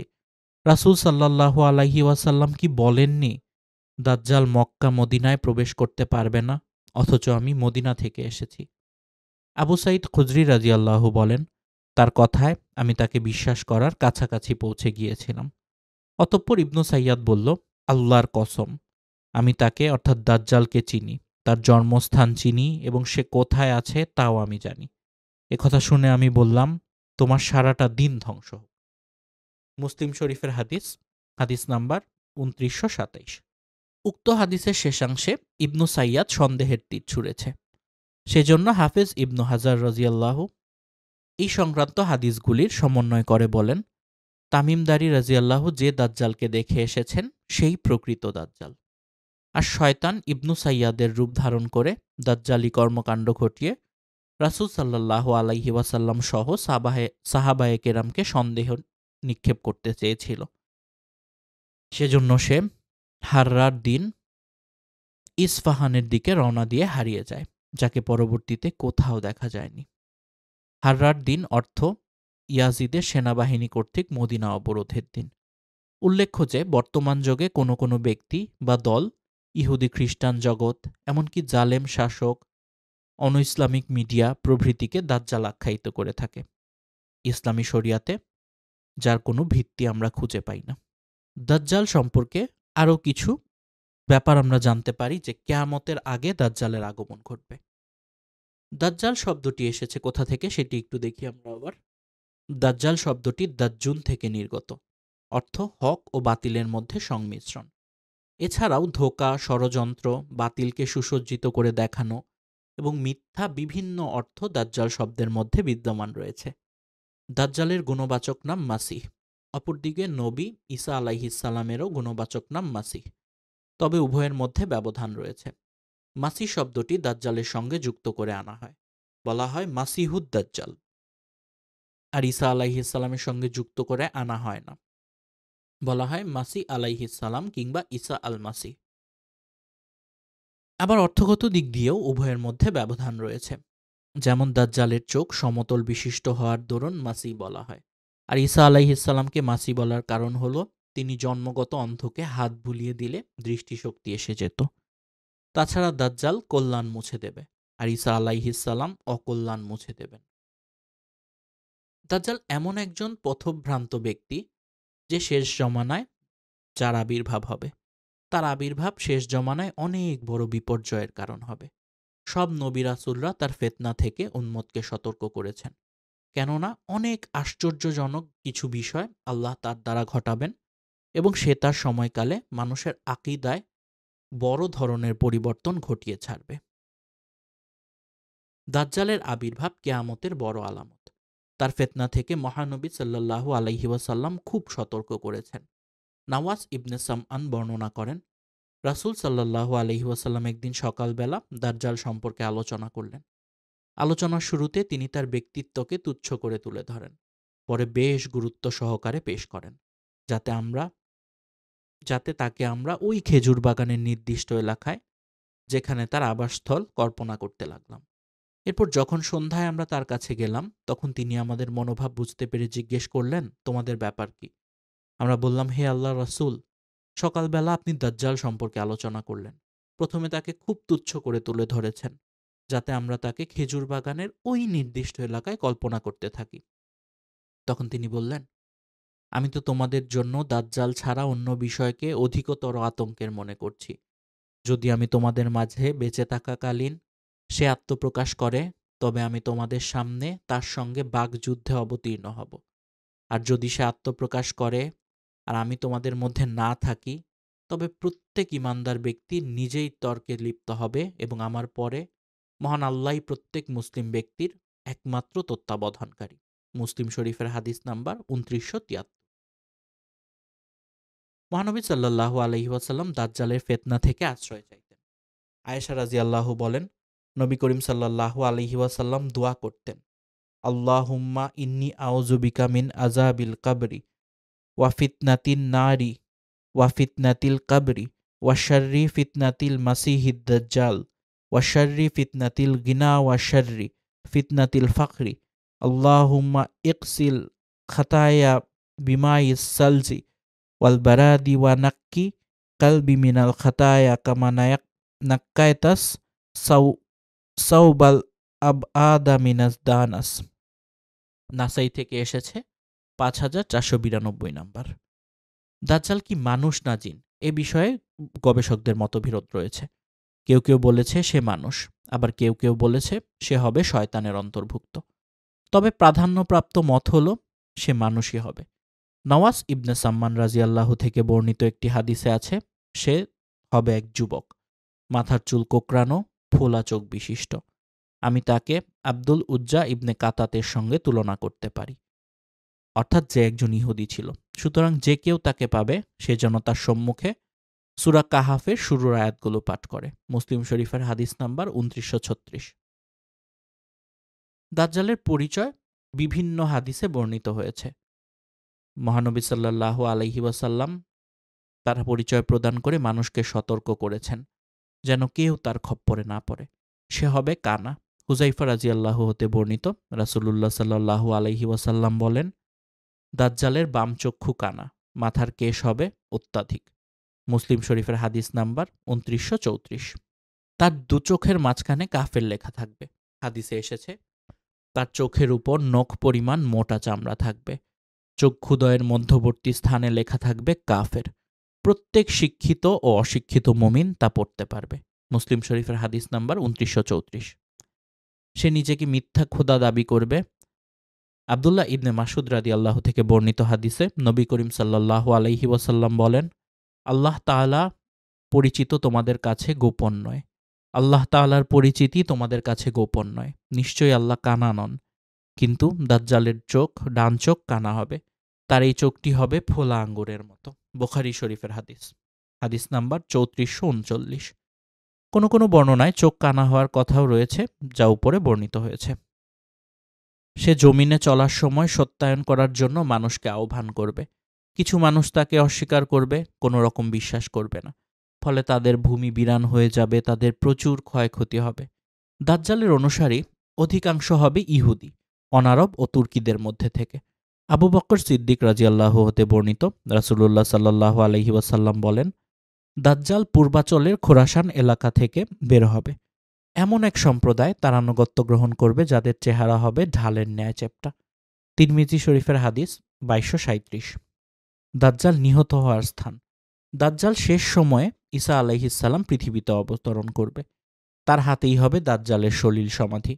নবী করিম সাল্লাল্লাহু আলাইহি ওয়াসাল্লাম বলেন, ঈসা ইবনে মারিয়াম দামেস্ক শহরের পূর্বে অবস্থিত সাদা মিনারের উপরে অবতরণ করবেন। অতঃপর তাকে বাবেলুদে পেয়ে হত্যা করবেন। আবু দাউদের হাদিস 4121। লুদ হচ্ছে বাইতুল মাকদিসের পশ্চিমে উপকূলীয় নগরী, অন্যতম গুরুত্বপূর্ণ নগরী। সুতরাং আমাদের দাজ্জালের ফিতনা থেকে সকলকে বেঁচে থাকতে হবে। আল্লাহ আমাদের সবাইকে দাজ্জালের ফিতনা থেকে বেঁচে থাকার তৌফিক দান করুন। আমিন।